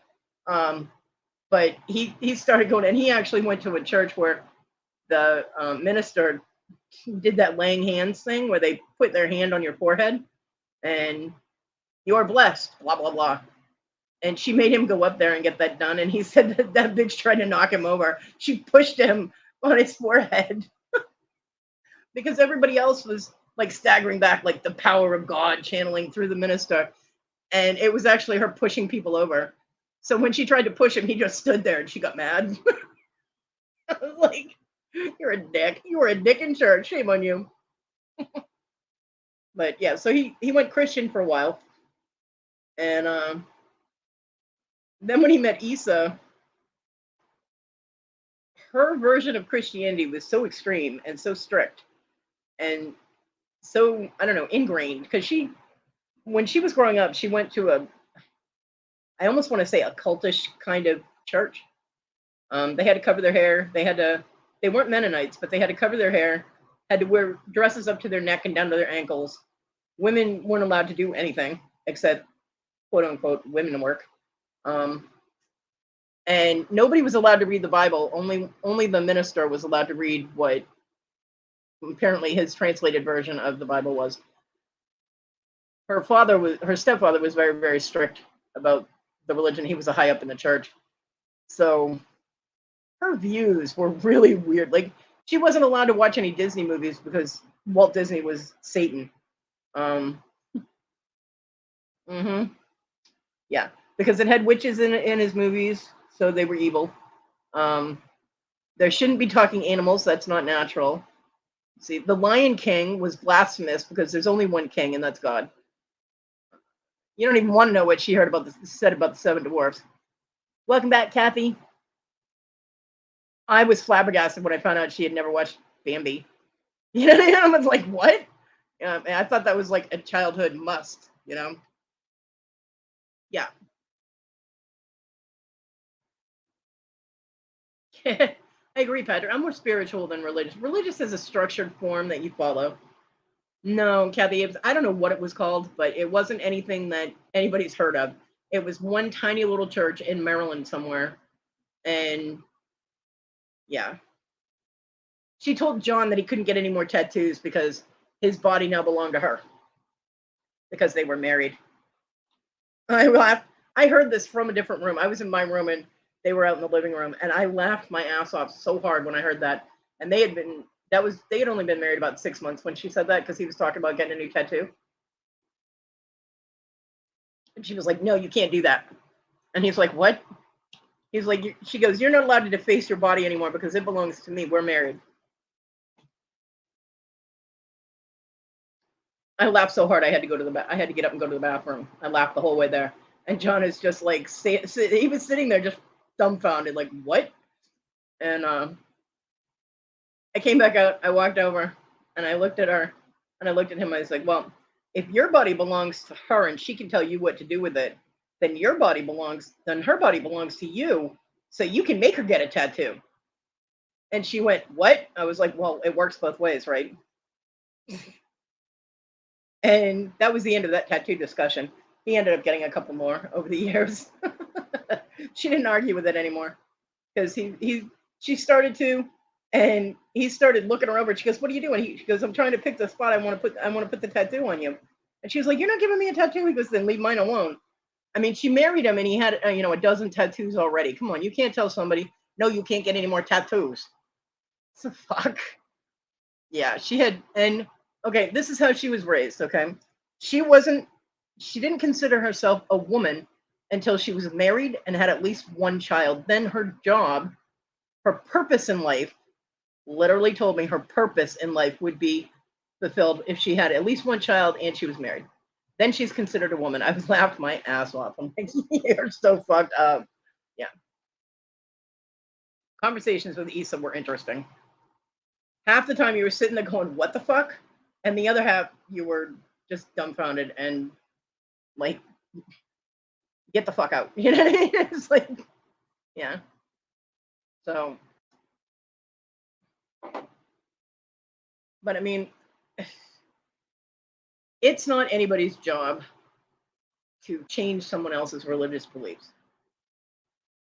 In the Bible, it states, and it's supposedly in Jesus' words, share your love of the Lord with others. If they do not wish to listen, brush the sand from your sandals and walk on. Nowhere in the Bible does it say beat people to death with the Bible and make them become Christian. Nowhere does it say that. And then the damn book has been, damn book, that damn Bible has been translated and rewritten so many times since someone came up with it, which it was written 700 years after Jesus supposedly died. So it's not like it's a, autobiography that the man dictated. So I just, do I think he actually exists? Yes, I think Jesus probably did actually exist. Do I think the stories were exaggerated? Have you seen a burning bush talking to you lately? Mm-mm. But, you know, for all we know, that book was the original Mother Goose. All right. But people want to follow it, and that's fine. The problem is that human error, human fallibility. One, humans are the ones that wrote it. Humans are the ones that retranslated it. Then you get people like King James, who just had such hubris that he changed it. Because the part about thou shalt not suffer a witch to live originally was thou shalt not suffer a poisoner to live. And that meant both physically and mentally poisoning, like someone who instills that dark vibe into a situation. They're the one that puts negativity into things, And why you're going to kill that person, I don't know. But yeah, plus there was a lot of poisoning going on back in the day. If you didn't like somebody, you just poison them. Where do you think poison rings came from? But King James hated women because he was an ugly little fucker that nobody wanted to be around. And so he changed it to witches because most women were accused of being witches. It wasn't, men didn't usually get accused of that, but women did a lot. Usually when someone was mad at them or they wanted something that they had, like land or, some kind of collectible or money or their husband or whatever, So it's human fallibility that puts the twist on things. And if people just would leave people alone, they'd be fine. I did say that.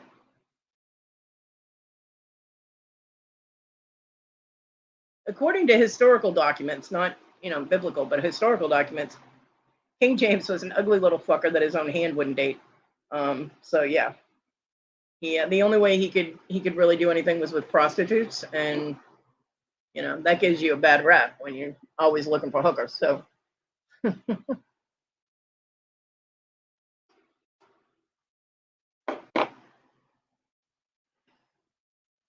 so it's like when movie stars or rock stars or somebody makes a public statement about something, it's like they don't realize that some of their fans are going to take their words absolutely literally and try and follow what's going to happen. So many murders have happened because of things that, famous people have said just off the cuff, and somebody takes that shit seriously and says, oh, that's what I have to do.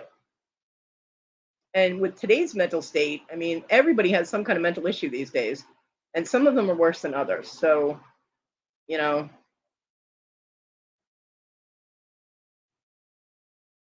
I don't think that religion shouldn't be talked about in public forums. I don't have a problem with it being discussed, or praying for people or any of that. I think that sending positive energy in any form is a good thing. You know, praying for people that are sick, praying for people that are going through problems, praying for people that are dealing with traumatic situations is a great thing. You are sending positive energy towards that person to help them. And I have no problem with that. I don't have any problem with, someone going on YouTube and reading Bible verses. That's fine. What I have a problem with is intolerant speech, saying you shouldn't put up with that and you shouldn't deal with that. And these people need to change their ways. And who the fuck are you to tell me I'm doing it wrong? Because your book and your religion says otherwise. Well, my religion, my faith, my spiritual beliefs says I'm doing fine. So it doesn't make either one of us right over the other. It just makes us right for ourselves. And I'm not causing you any harm. So, you know, and but I'll tell you, if anybody comes at me and starts preaching at me, it's on, as Susanna would say, it's on like Donkey Kong. Yeah. Because I don't put up with that shit. So I just wanted to discuss it because people might not realize how their words might affect other people.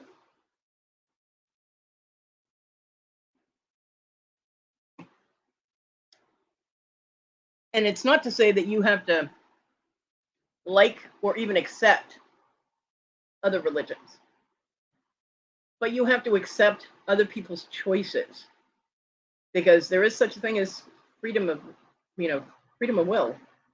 We have the right to choose barrels, right? We have the right to choose our ways. I mean, yep. Well, see, I'm not kind to everyone. I will be kind to people until they're not kind to me, or until I get that vibe that they're an asshole. Like Ty. Ty is an asshole. He is a major douche canoe, and just needs to go away. Um, but in some way, someone has to earn my ire. You know what I mean? Kathy hasn't had any gummies yet. Uh-oh. So, in general, I'm kind to people. I don't make an outward effort to be a douche to anybody, um, unless in some way they've earned it. Whether it's just in my head, like Jeffrey, who's still annoying the fuck out of me, um, although not as bad, or whether it's Ty, who has outwardly threatened to kill me and several other people, and just likes to cause problems and is a lying thief, a real one, not like TG. You know, other than that, I just live and let live. I mean, I'm reminded of the 16-year-old kid that used to come into the gas station that I worked at. Now, I wore my pentacles without a problem. Other people can wear crosses or, stars of David. I wore my pentacles. That's my prerogative. And this 16-year-old kid, wet behind the ears, probably never even had a blowjob in his life, or even close to having sex or any kind of relationship, comes in and says, "Isn't it hard to live your life without love?" When I was done laughing, I was like, "What the hell are you talking about?" He goes, "Well, you don't have God in your life, so you don't have love in your life." And I'm like, "You are an ignorant little shit." I was like, "Pay for your gas and go away." And after that, every time he came to the gas station, he would pump his gas, he would come in and pay for his gas, and then he would go in the bathroom, which was right next to the registers, lucky me. And he would sing "Jesus Loves You" really loudly in the bathroom. I'm like, oh my God, really? This is the point where I say, Jesus, please save me from your followers, okay? Hmm. So after a week of this, when I realized he was not going to stop doing that, every time I saw him pull up, I went over and put an out of order sign on the bathroom, so he couldn't use it and sing to me. He looked at me, he goes, "Is this really out of order?" I was like, "Hell no." I was like, "But it is locked and you're not going in there." I was like, "Because, dude, you can't sing and I'm tired of my ears bleeding." It's worse than Victoria's English accent.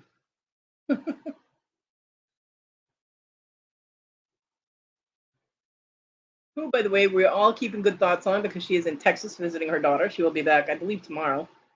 So I hope she is having a good time. And I hope the dogs did not chew up her shoes this time. But I hope she's having a blast with her daughter and has safe travels coming home. Kathy, sometimes people make it very hard, very, very difficult. But the thing is that if you don't like someone, make sure it's because of something they've done or their actions, words, if they spew hatred, something like that. But don't be intolerant of someone because you don't believe the same things they do. That, I mean, I have a ton of people that I like, that I'm really good friends with, that are Trump supporters. And I mean, my personal view is that orange fucker should just go away and not come back. But we just make a deal to not talk politics and we all get along great, you know? Yeah, I bet she's having a blast. I bet she is. She always has a good time with her daughter. I, I don't know. I sometimes think about my rants and I'm like, am I saying things that could instigate people into violence or bad behavior? And I'm like, nah, you know what? My way of thinking with the rants is that I have an issue with something, I'm going to rant about it. Um, but she wasn't ranting; she was stating it like facts because that's her belief. But she was making it that if everybody didn't follow the Bible the way she did, that they were wrong, and that's not right to do. It's very close-minded, and you miss out on a lot when you're close-minded. So I don't know.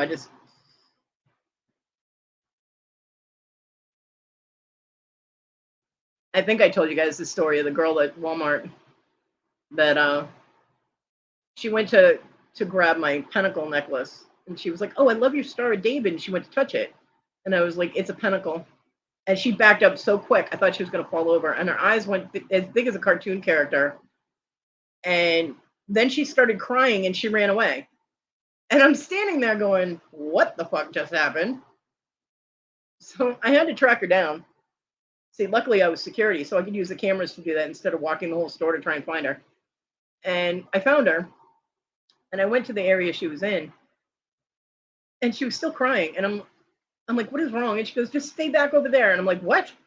She goes, "I can't be around a Satanist." And I'm like, "Then don't be around a Satanist. Why are you telling me that?" And she goes, "Because you're wearing a pentacle." She was so ignorant of other religions that she automatically assumed that the pentacle, which was 1 point up, not two, it wasn't a pentagram, it was a pentacle, it was 1 point up.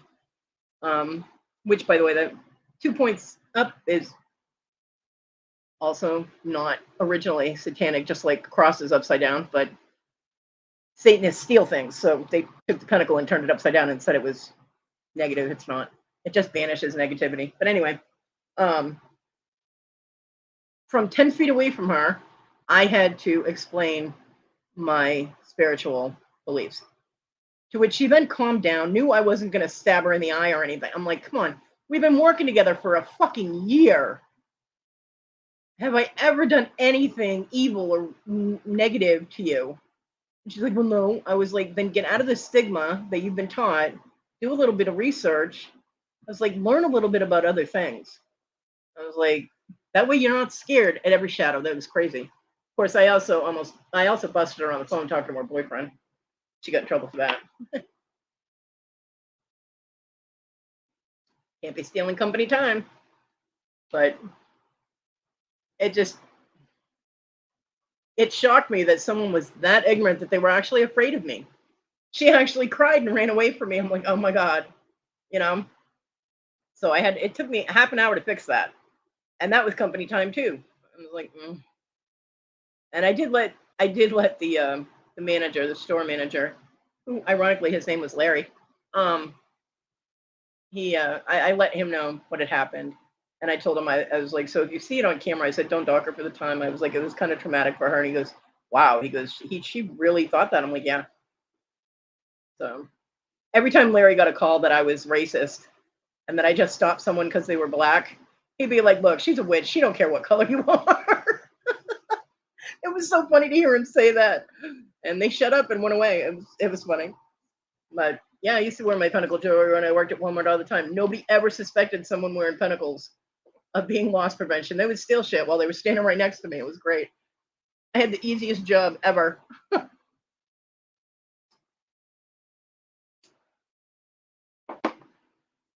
Yeah, live and let live. I mean, if it's not harming you, why is it bothering you? So I had a theological discussion with a theologist. He actually taught theology in a college. It was John's uncle, and he was a Gideon at one point.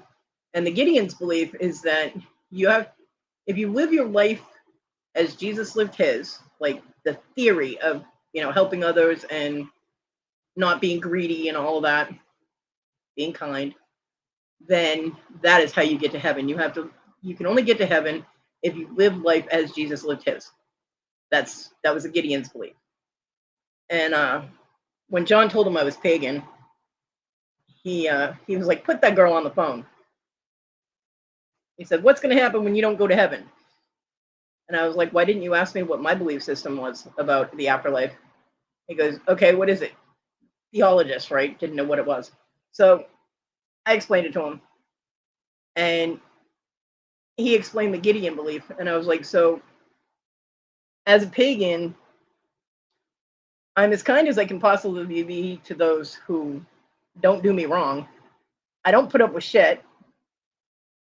I'm generous when I'm able to be. I mean, I was constantly helping people, right? So basically, I've done what the Gideons believe. I just wasn't in that religion.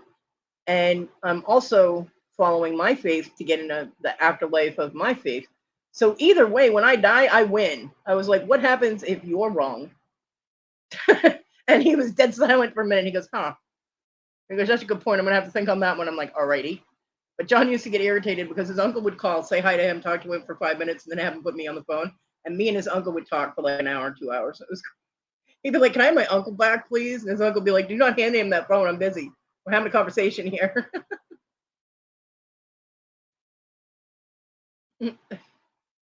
Ugh, Bonnie, keep those things to yourself. Ugh. Except for the purple ones. The purple ones are cool. So yeah. So that shocked me. And I honestly I think I lost about 10 IQ points watching that video. I skipped through parts of it to listen to, you know, the potentially dangerous kind of aspect of it. And I swear I lost 10 IQ points watching that thing. I was just like, oh my God. It's been a really long time since I've encountered anybody that close minded. That actively close-minded that they would insult people of another religion. And I mean, saying that Catholics are practicing harlotry, really, that's prostitution. Seriously. And then idolatry is worshiping someone or something to an extreme. um so Christians have crosses and crucifix, and they worship God and pray to Jesus, so wouldn't that be idolatry? I was like, wow, hypocrite much? So yeah, I was like, no, I can't watch this anymore. So I shut it down. But it was kind of frightening, a little bit off-putting. And that was all the things on my list. That was it. Yep. Yep, except the purple ones. You know why I like the purple ones? Because they chase those little yellow fuckers around, try and get them.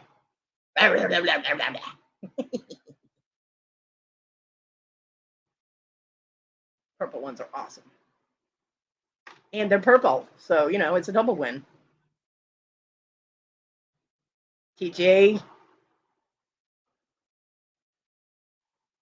don't do it. Don't do it. They are hilarious, the purple ones.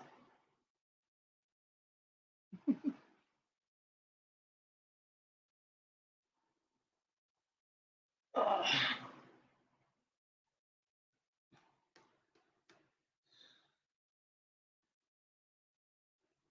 So what's everybody doing today?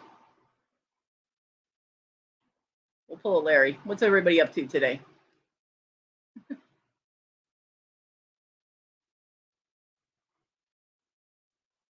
I know I will be doing a sale at 2 o'clock. Hopefully, I will not fall asleep during the sale because I'm the one that's selling stuff. I am tired. I'm tired and I'm achy and all that fun stuff. But we shall persevere.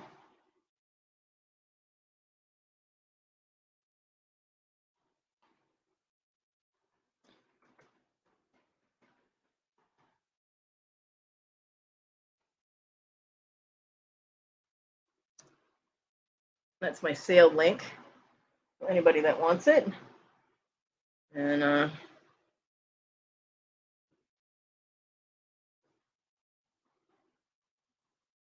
cool.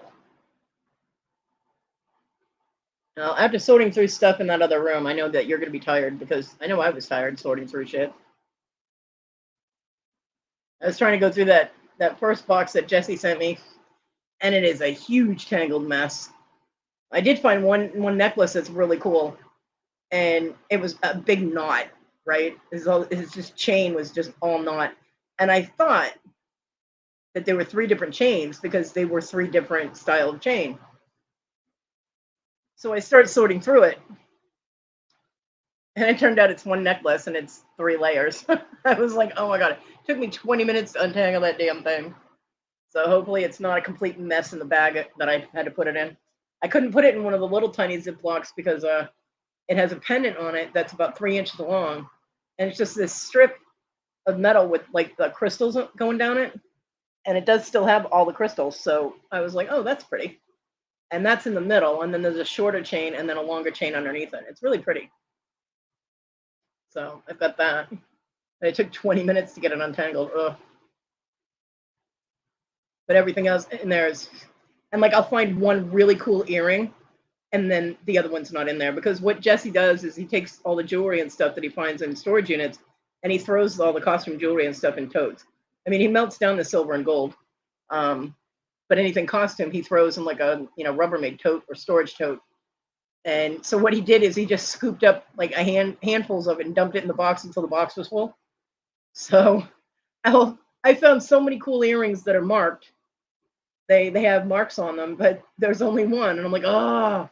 So yeah, I'll end up with a single earring lot at some point. I found some really cute stud earrings. Most of them are little bugs, and then there's one little pair of turtles. But I've got a pair of turtles, I've got a pair of butterflies, and then a pair of dragonflies, and then there's a couple other things that are individual. So they're all going to be in one lot because they're just little tiny studs, and the single ones you could wear like as a second hole or something, a second or third hole. So I'm going to sell all those together. They're really cute. And they got little crystals on them and stuff. Those are cute. But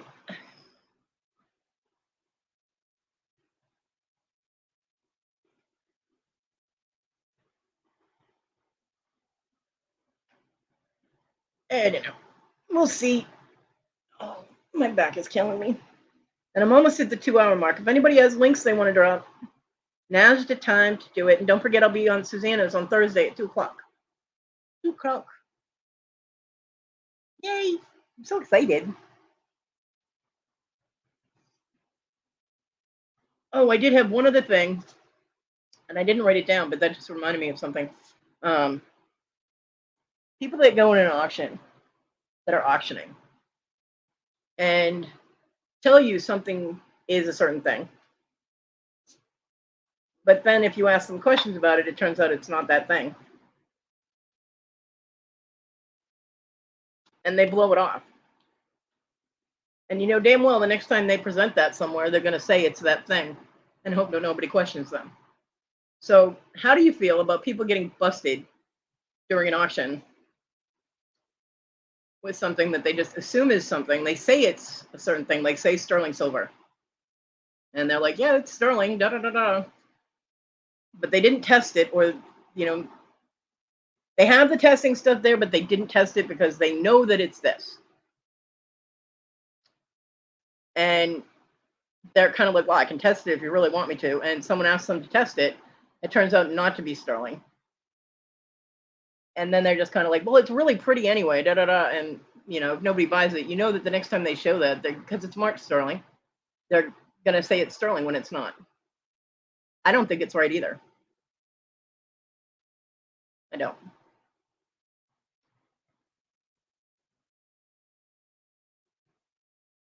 So when certain things get, and I mean, I try not to be negative about people's items. When I'm at an auction and I see them say something is a certain thing, and I know it's not,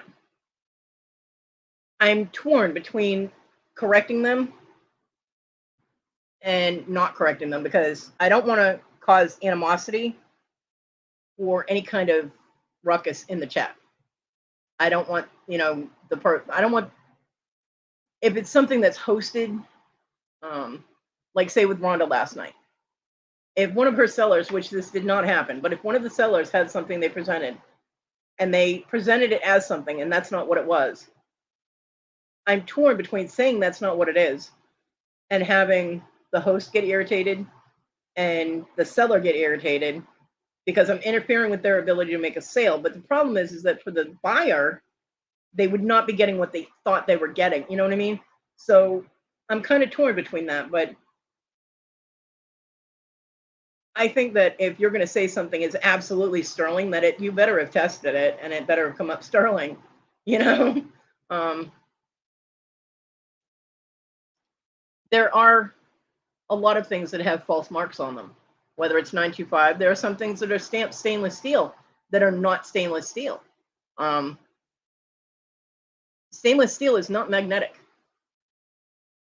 Now, there are some instances in some ways that it can become magnetic. If it's machine worked a lot, the kinetic energy during machine working can cause the metal to become magnetized slightly. Also, if there's a lot of welding that's going on, it can cause that. Hi, my Susanna. Hi, honey. I had to come up on this one. I know. So, yeah, I literally had to come up on this one only because when it's being done on, say, someone is a guest and they're on someone else's show, Mm-hmm. right? It also puts a, how do you say, like the channel owner, it puts Yeah. them in a bad spot because one, you're seeing the chat go and everyone's asking these questions. You see how uncomfortable the seller is, Yep. and the channel owner could be like, what the hell's going on? And the channel owner is like, okay, uh, do I how do I defend this, or how do I tone this down? It puts the channel owner in a bad spot, I have to No, I say. agree. I agree. That's why You know, I do hesitate in saying anything. And I will tell you that during that auction that we are discussing, because I know you know which I'm talking about, yes. I held off several times, Uh-huh. but it kept happening. And my concern at that point, I mean, I worried about how you were going to handle it, but I not handle it, but how it was going to affect you. But Yes. I also didn't want people to buy things at your auction that were not what they were paying for. Like they get it and it's not what they paid for. Mm-hmm. And I didn't want Great. that to reflect badly on you. You know what I mean? 100% I agree with it. I agree. But me as a person, you know, it's Yes. like I feel like you're put in the middle, and I don't want anyone to be upset, but ultimately it's, the customers. That's the main, your main focus is on your customer. Right. And, Well, and I know that everybody that knows you, Susanna, is not going to have that what happened reflect on you because it wasn't you. You know what I mean? Um, that was on her.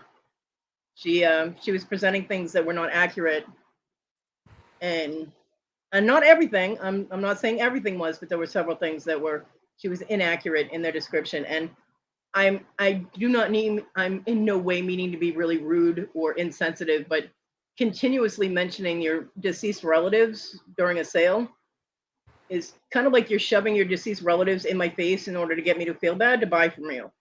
That's the feeling that I kept getting because she kept mentioning them constantly, and that irritated me personally. So, um, just on a note for her, that's probably not the best way to go about selling. But I mean, yeah. at one point, she said her uncle would never buy anything that wasn't real. And then, she tests one of his items and it turns out not to be real. And she's like, well, he wouldn't have bought it if he didn't like it. Okay, but 15 minutes ago, you said he didn't buy things that weren't real, like real silver or whatever. So it was very contradictory. And that's on Mhm. her. It's in no way on you. But I understand where you are. You know what I mean?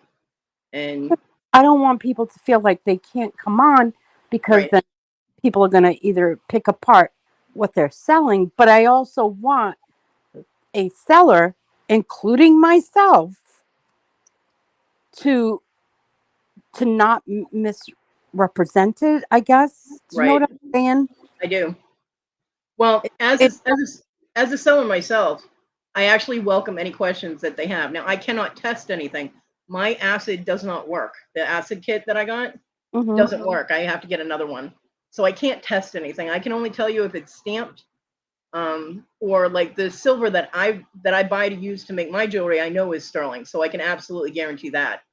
But for something that, I bought, all I can say is it's marked and it's supposed to be, you know? And that's, I will not say something is absolutely sterling if I can't test it. Uh-huh. So, I totally understand that. I get that. And and I have I no did problem bring with that gold. up. You know, I I have did no, bring it up. Did you test it? You know, it says it's marked, but did you test it? right, Because that's one thing that we've learned, like I've learned watching so many people, it's marked but not tested. Do right. you know what I mean? So you are letting people know it's marked but not tested. Yep. And there is a lot of fake things, like Kathy is saying, that come from China. Mm-hmm. And I've done it, and it says, on the background, when I'm going through jewelry and stuff, and I'll test it, and it says it's marked, and then I mean it's marked, and then I'll test it, and it's not. Or Right. I'll even put a magnet to it. This Mm-hmm. I'm holding a bracelet right now, right? It is Mm-hmm. gold tone. It says it's 925, right? From Uh-huh. China. I put a magnet to it, and it completely like wraps around the whole magnet. Yeah. So it's definitely not 925. No. So just because it is marked doesn't mean that it is. Yeah. I mean, I don't have one. I haven't been able to buy one yet, but you can buy a 925 stamp. You can buy a 14 karat gold stamp. You can buy a stamp that says sterling. You can mark that on anything. I could put it on pewter. I could put it on aluminum, any kind of metal. I could put it on if I wanted to, but I'm not like that. I don't do that. No. Um, I mean, nor but do there, I. There was one, I sold a locket, right? And in the locket it said it was 14 karat gold. Or was it 10 karat? It was either 14 or 10 karat. I did say that it was stamped. I didn't test it. They gave me $50 for it, right? They bought it mhm, for $50. They let me know that they went to go get it tested at the jewelry, and it's, what is it, gold filled or gold plated? That it was yeah. like 1/20th of gold. Hmm. So what do? I reimburse them. I'm like, I'm so sorry for that. So I reimbursed them the money because I'm only going by what it said. I did say it. I didn't test it, Yeah. but and I have Honestly, no problem with honestly, that. that was a really nice thing for you to do because you didn't have to do that. You did sell it as is and as marked, but not tested. So, Right, but still, it it was nice of you to do.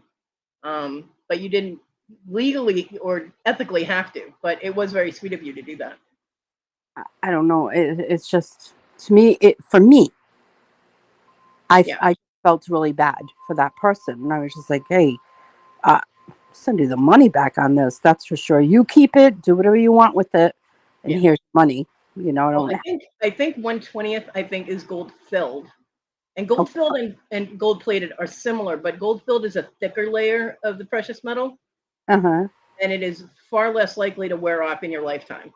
Gold So, plated, gold or silver plated is a very thin layer, and that's when it wears off and you get the copper underneath or whatever. okay, Um, so let me ask you a question. mhm. Um, can you test gold filled? No, it will test as gold. It will test as gold. Yeah. So even though you still need to go to a jeweler to get it authentically done, right? I would think so. Yeah. I actually don't know how they would test for gold filled because, as far as I know, the only way you can test it is if you cut the metal and see if it's layered. But I'm sure jewelers have a way to do it. Like, yeah, I mean, you are getting a precious metal. You're getting a layer of the precious metal. It's just the whole thing. It's not solid. Hmm.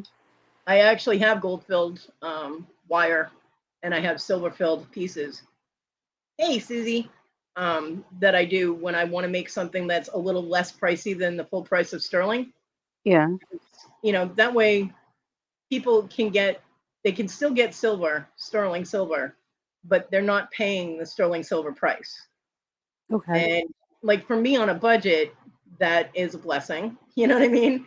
Mm-hmm. Um, I have no problem buying silver filled or silver plated. I would rather buy filled rather than plated because plated wears off faster. Hey, Robin. Hey, Oh, Robin. there's a machine. Okay, there's a Hey, machine that tests every metal and it placed down to the percentage of alloys. Nice. Okay. Well, there you okay. go. That's how they got it tested then. Yep, that's good to know. Good. All right. So there is a way. Nice. Now, what does AGR sterling mean? I don't know. Let me see if it pops up in Google because I am the Google queen, you know. I know you are. Well, some things you don't Google. Some you do. Some you don't. Yeah, the Viking stuff I actually knew. Oh my God. That was funny. All right. Apparently, it's a maker mark. It's a designer. Oh, it is a designer. Okay. Um, because some came up for an Etsy thing that says signed AGR Sterling. Hmm. And it looks like it's got lapis in the middle. It is an earring. It's very, very pretty. I'm What? not saying it's lapis. I'm just saying that's my thing. I'm not saying it's this. This is what it looks like.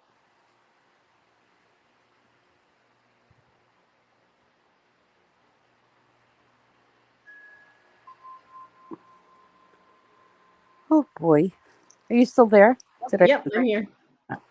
I was just seeing if I could find anything else on it, but I'm not seeing anything. Hmm. Yeah. It's most likely a maker mark or a company mark. Okay. Awesome. Hey, Beverly. Beverly's here. Beverly's Beverly is here. and Bonnie's here. Susie. Yep, Everybody's here. the gang's all here. I'm gonna All put right. my sale link in again for today. Yes, guys. And She's having a sale today. So and you all better. don't forget, I'll be on Susanna's on Thursday Yes, you will be. at 2 o'clock. Yay! I'm so excited. I'm excited too. Yep. And I That's won't cuss or anything. oh, all right. I'll believe that. Well, you might I hear a damn or a shit or yeah, something, but there won't be any f bombs coming out of my mouth. I behave myself on other people's channels. I know you do. Although if Wes is there, you might hear a meh every once in a while. But Oh my God.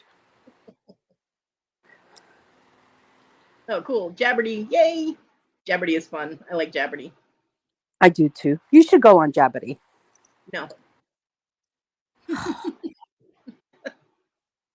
You know, it's very different than being in the thing. Everyone says, "Oh, you should have known that." Da da da da da. yeah, Really? Okay, you go up there, and then when you go up there, you're like, "Oh, I know that, but I don't know." Yeah. Don't be yelling yeah. at me. I didn't know something. I won't, Beverly. I actually do behave myself on other people's channels. I do.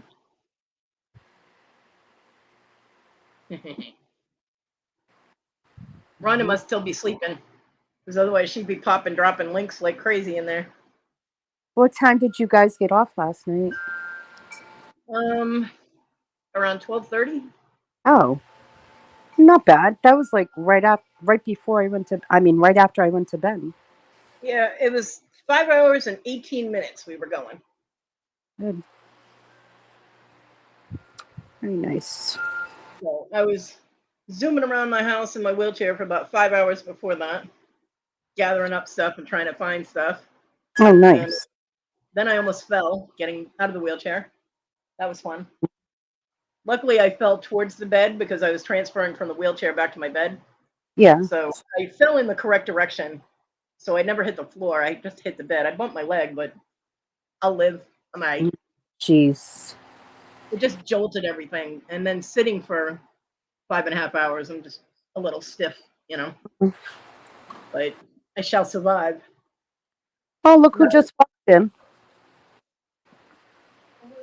Who? Said, look who just walked in. You did. It's Kodi. Tina! How the fuck are ya? She's like, oh, my girl. That's right. Massholes unite. Massholes unite. And it's go to Cape.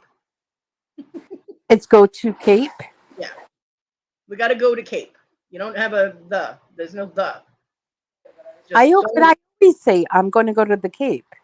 Because she said it the first time she said it, she went we go to Cape all the time. She did drop the, and then when after you said it, then she was using the, and I'm like, nah, you're losing your masshole card. Cut it out. That's where I got pregnant with my oldest daughter was Cape Cod. Sandwich Cape Cod. Sandwich. Oh, you had a sandwich, all right, didn't you? Yeah. Yeah. I wish it was a sandwich. His roommate was kind of cute. Hey, when you go to Sandwich Cape, right? Your Sandwich Cape Cod, the next town over is Mashpee. So, Kodi, do you like me? Been listening for more than an hour. Of course I like you. Did I say I didn't? People usually know if I don't like them. The masshole comes out and it kind of gives it away. Besides, if I didn't like you wouldn't have a wrench. I don't wrench people I don't like. I'm a bitch like that. Okay. I didn't say anything. Good. But yeah, for the auctions and stuff, I don't have a problem with anybody else. And, when you're selling something, you should welcome questions because that means people are interested and they're curious about the item. Or they think you're full of shit and they're trying to pick you apart, which either way, you should be prepared for that. You know what I mean? You should be able to defend your items or be like, I have no idea. You either you don't know or you do know, but you can't pretend to know when you're wrong. You know what I mean? Oh, yeah, 100%. I agree with that because when I don't know, I don't know. And I welcome knowledge. So what do we I got in an argument. It was kind of an argument. It was more like they're ignorant. It was like having a battle of wits with the unarmed. And ironically, it was on Farmville chat. Farmville? You play Farmville?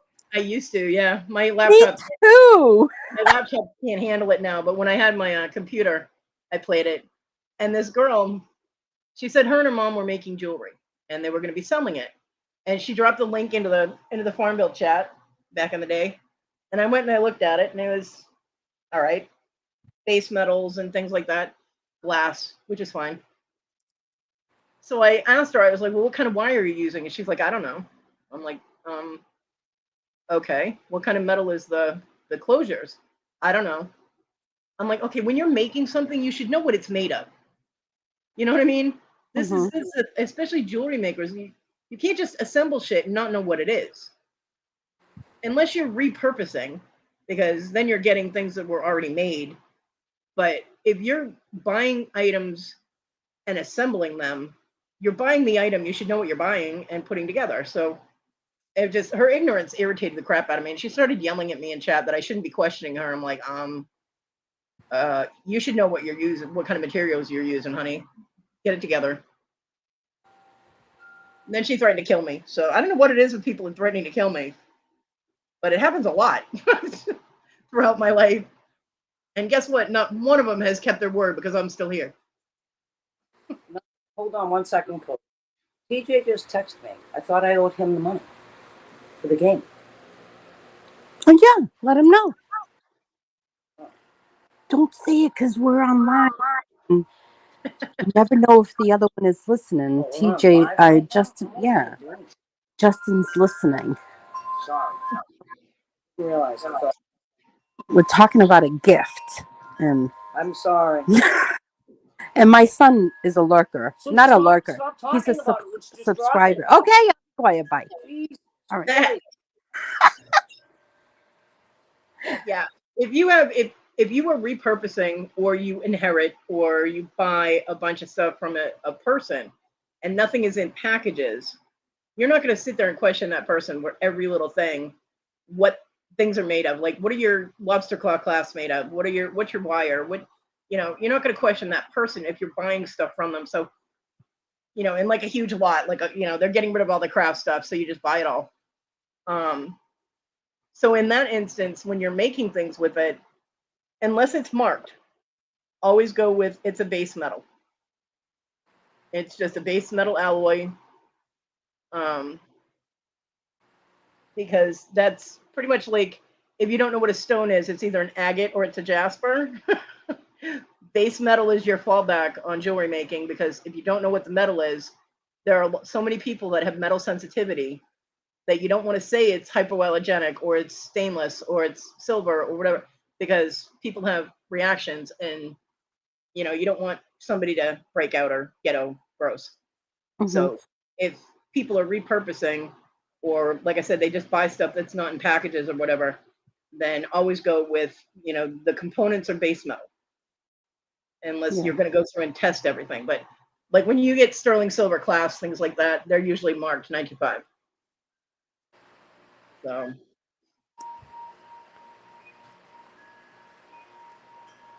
because I have things, the necklaces and bracelets and stuff that I have in the bag, of stuff that I've shown, all of those are made with a base metal. It's a nylon coated beading wire, and the components, the clasp and the jump rings and all of that, are base metal on those.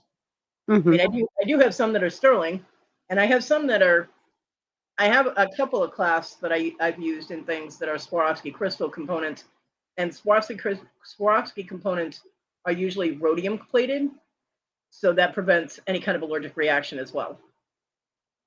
So, I mean, as a jewelry maker, we learn these things, but the average everyday person normally wouldn't acquire that knowledge on a daily basis type of thing, So we know little bits of things about things. And I know things about Vikings.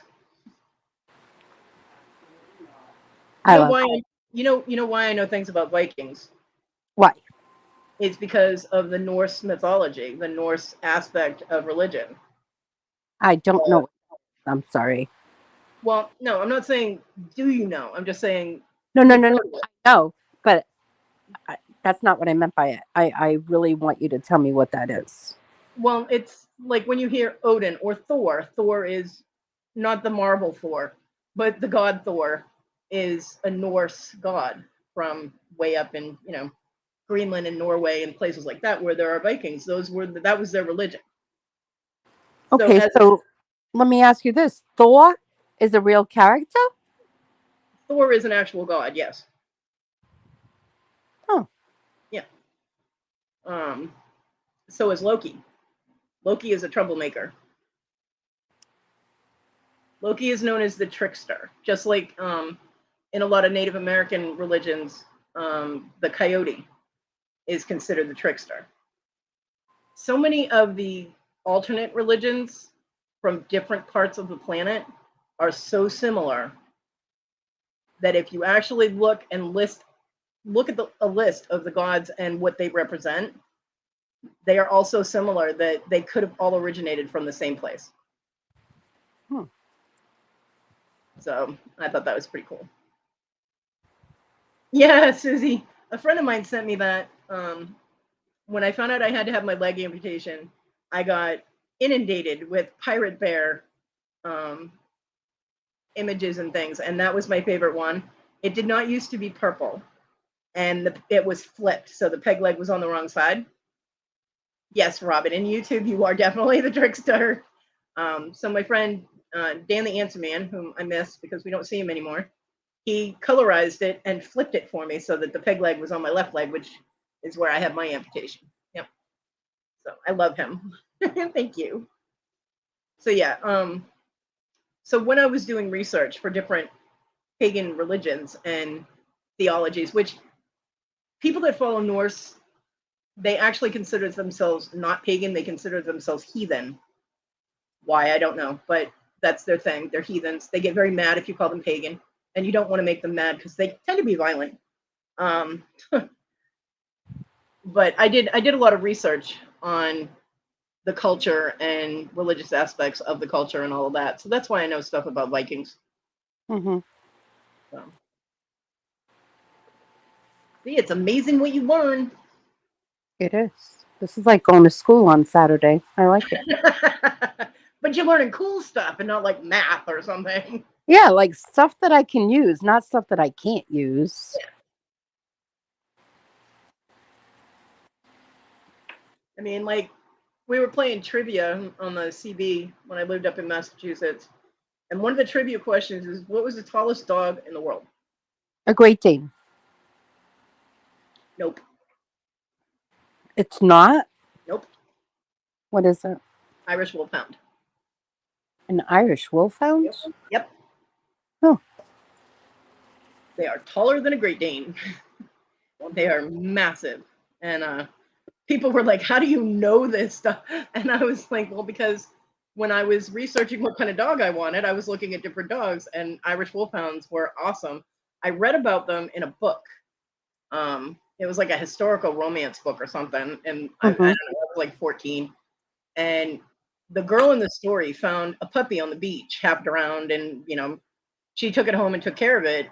And it became a constant companion and like protected her against bad people and stuff like that. And I was just fascinated with this dog. And I'm like, so when I was able to get to a library, because at that point we did not have Google, so I was library queen at that point. But yeah, I looked up the dog and I was like, oh my god, I want one. So yeah, they're huge. Yep, they're gentle giants unless they jump on you and then they flatten you. You're down on the ground. You're not. Very few people, if they're taken by surprise, very few people are going to remain standing. Because there's pictures of Irish Wolfhounds standing on their back legs, and they've got their front feet on their owner shoulders, and their head is above the owner's head. Oh, wow. Yeah. The best video I ever saw with an Irish Wolfhound was one of those videos where his owner, which was this tiny little girl, she was not a little girl, but she was tiny, and she was in the military, and she had been gone for 9 months. So you know how they have those reunited videos with people's pets? Well, her pet was an Irish Wolfhound, and they showed the dog come running down the stairs of the house, out the front door, across the yard, and this dog tackled her. She was flat in like 2 seconds, and the dog was just jumping all over the place and loving on her. It didn't hurt her, but that was the best reunion I've ever seen. It's seeing people reunited with their kids, man. Give me a dog reuniting with their owner any day. So, yeah, it was awesome. You could just tell how much that dog missed her, It was sweet. great. But yeah, they are the only problem with giant breed dogs is that their lifespans are so short, like 5 to 7 years. Does that work with humans? Because I'm short. Does that mean I'm going to live? No, it doesn't work with people. Oh. But like those yippy little chihuahuas, man, they'll live for, 17, 18 years. But Great Danes and Irish Wolfhounds, English Mastiffs, their lifespan is a little shorter, like half. Mm-hmm. My Great Dane was shorter than that because someone poisoned him. Hi, Jabby. Now the gang is really all here because Jabby's here.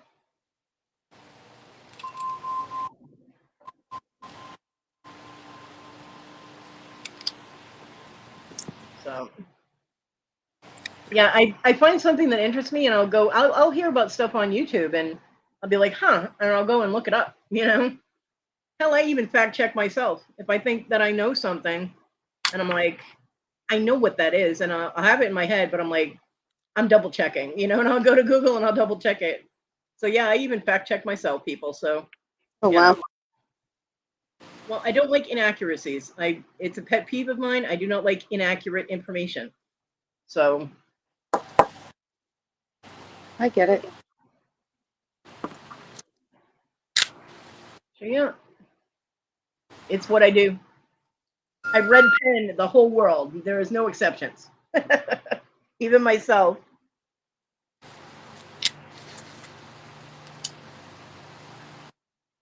So what's Tina doing today?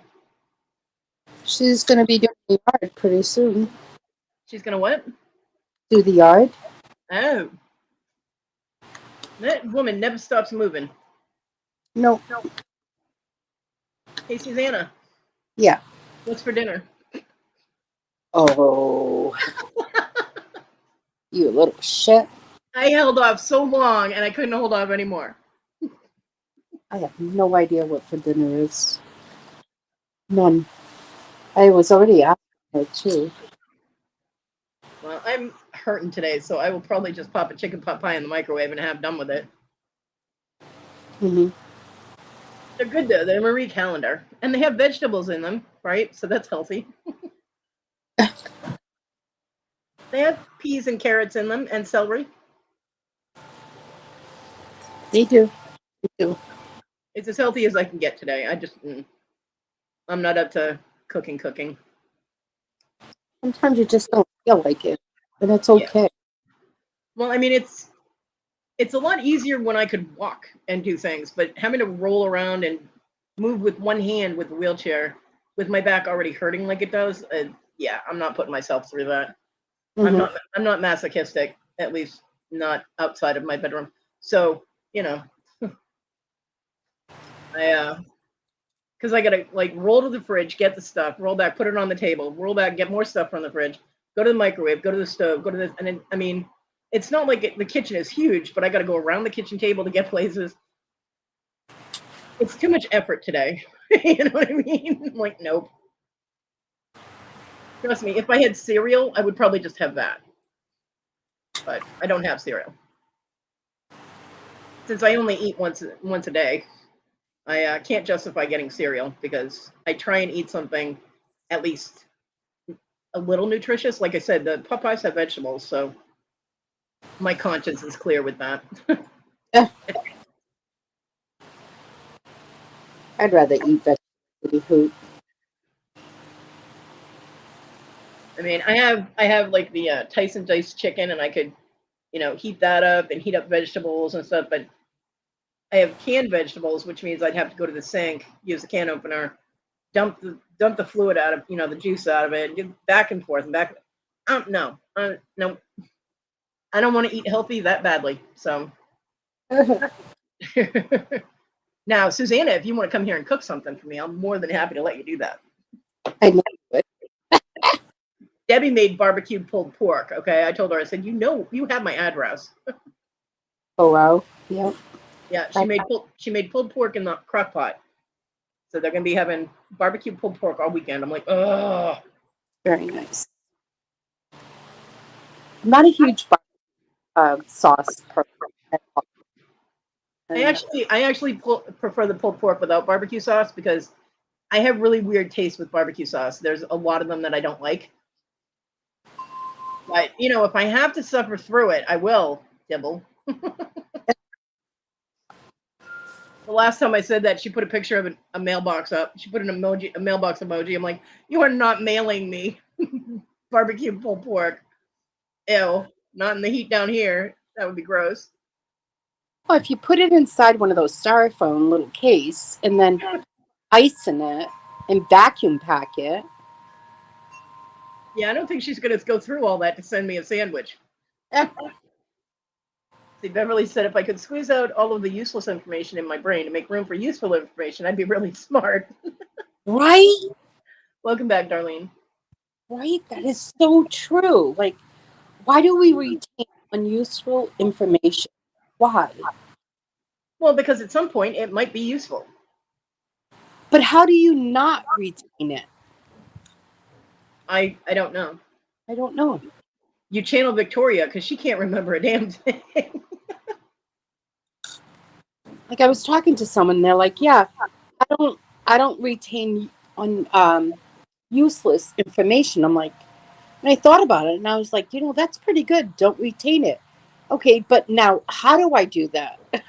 Yeah. It all has to do with the way your brain works. Because some people don't absorb anything. They can't remember anything. And that's not really their fault. It's just, I mean, you can train your brain, but naturally, if they don't retain things, then they just don't. I mean, I never know if I retain something or not until it comes up in a conversation. Mm-hmm. Unless the subject comes up, I might not think I know it, but as soon as somebody says something, I'm like, oh yeah, da da da da da, you know. Right. Because like I said, when something crosses my view and it interests me, I research it and I look it up because I like to learn stuff. I just don't like people lecturing me like school. Ugh. I failed 10th grade English, right? I think I got a 2 in it for the year. My teacher was an asshole, and he was a sexist asshole. So I did not like him, and the way he taught was really weird. He'd have like a quiz with 10 questions on it, and you do the quiz, and it's like he remade the rules of this. It's like the first 3 questions would be worth like 5 points each. Then you've got one question in the middle that he put like 25 points on. And then, I mean, the way he graded was so bizarre. I'm like, dude, what drugs are you on? And it seems that all the football players always passed everything, but nobody else did. So, unless you kissed his ass, and I don't kiss ass to anybody, so I got kicked out of his class like 4 times. Okay. I eventually just started skipping his class because it was pointless for me to be there. He used to yell at me all the time. I'm just sitting there. I'm like, what? But then what I did was I took a 10th grade English correspondence course. Because, okay, for those that are too young to know this, back in the day, if you had to take a class that wasn't structured in your school, it was called a correspondence class, and you sent mail back and forth with postage stamp and, put it in the mailbox. So they would send you the work, and you would do the work, and then you'd send it back to them, and then they'd send it back to you with a grade. It was a lot of fun. And then at the end of the course, you had to go to your school and sit down in like the office in a closed room, usually where they kept you for suspension. The room was very familiar to me. And you took your final exam for the class. You get 2 hours to do the test. I did the test in an hour, and I got an A+ for the entire course. But yet, with a teacher, I got a 2. You know what I mean? Mm-hmm. That's when I realized I learned a lot better on my own. So, yeah, All right. I'm gonna let you go. Gotta go okay, do honey. something now, and I will at 2:00 for you. Yay. Alrighty. I'll see you guys later. Bye, Suzanne. I love you. I love you too. Make sure you sell lots. Oh, I'll try. A lot. I'm gonna try. All right. Bye, people. Bye. And I don't mean like bye, see you later, bye. I mean like bye. Use your money.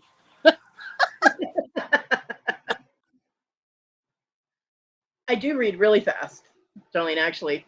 My dad used to tell me that I could not retain the information in the books that I was reading. Because I'd have like a 300 or 400 page book and I'd be done in less than a day. And he's like, there's no way that you know anything that happened in that book. You skip pages and da da da da da. So I told him, I said, okay. So I went up to my room and I grabbed like 5 or 6 books. And I brought him down. I said, pick a book. And these were books I hadn't read in a while. So he picked one. And I read the back of the book. And then I proceeded over a 2-hour period to tell him in detail everything that happened in the book. He never accused me of not retaining information again. But yeah, I read really fast. He was very wrong. So, yeah, I love reading. I do.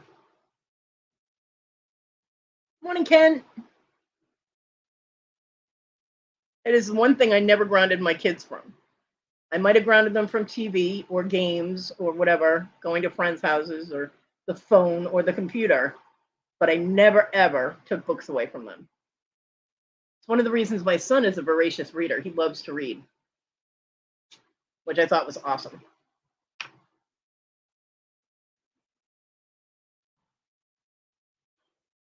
And when they put him in that foster care facility, reading was one of the ways that we stayed connected because I would go and we were reading the Star Wars books, and I would go and I would get one of the Star Wars books and I would read it. And then when I went to visit him, I would bring it and give it to him. And then he would read it. And then at the next visit, we would talk about the book. So, or on the phone, he'd call me and go, oh my God, do you believe this happened? Da, da, da, you know? he'd get all excited, and I love that. We read the entire Star Wars series in book form. The real Star Wars series, not the shit that got all changed around because of Disney, but the original. We read them. And when he got out of foster care, we kept doing it. We would get the books from the library, and it was we'd fight over who got to read it first because we both read really fast. So we'd have to end up having to flip a coin, see who got to read the book first. Yeah.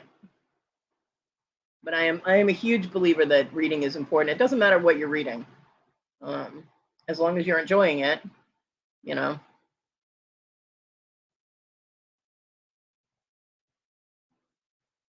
Yeah, I used to too, Beverly, and I still have some of my books.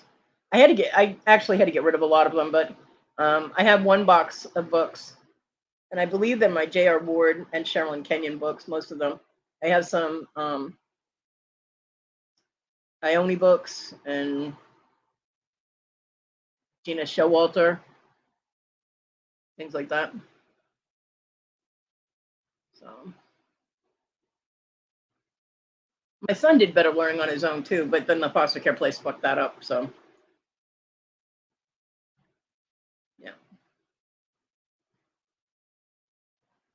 And my son likes reading the same books I do. So, you know, my books, he can't get to my books right now. They're in a box over there, but he's read all of the books that I had and stole some of them. But he'd come in and be like, okay, I beat my game like 15 times. I'm bored. Do you have a book I can read? And I'd be like, yeah, there's some over there. And he'd grab one and he'd read it. And then he'd be like, do you have any more by this author? Is there more in this series? I want to read another one. So I'd end up giving him this stack of series that I had, you know. Oh, yeah. Now I don't know if my girls do. I know my oldest daughter's too busy to read because she's got all the schoolwork to do. She's in college, but I have no idea what my younger daughter does.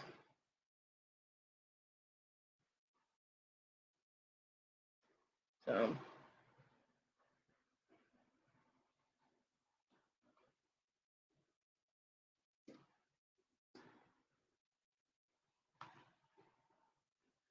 and I don't think that reading was really encouraged to my grandkids.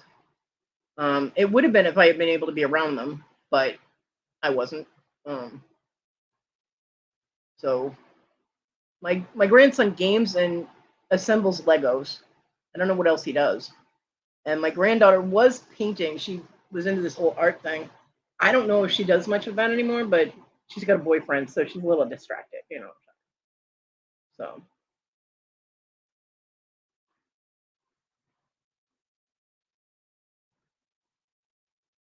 all right. It is that time. It was fun hanging out with y'all. I love having people to talk to. And I love that you guys show up and chat with me. I appreciate all of you. And I hope I see you guys at 2 o'clock. Even if you can't buy anything, there's no obligation.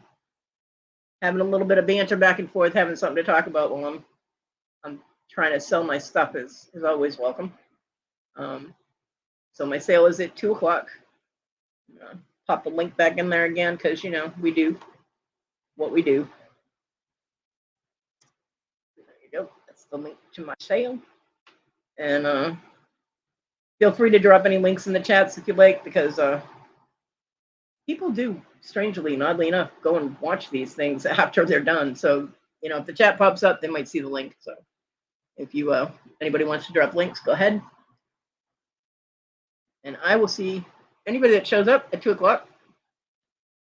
Other than that, if I'm not sleeping the rest of the weekend, I will see you guys around the YouTubes in various chats and places like that.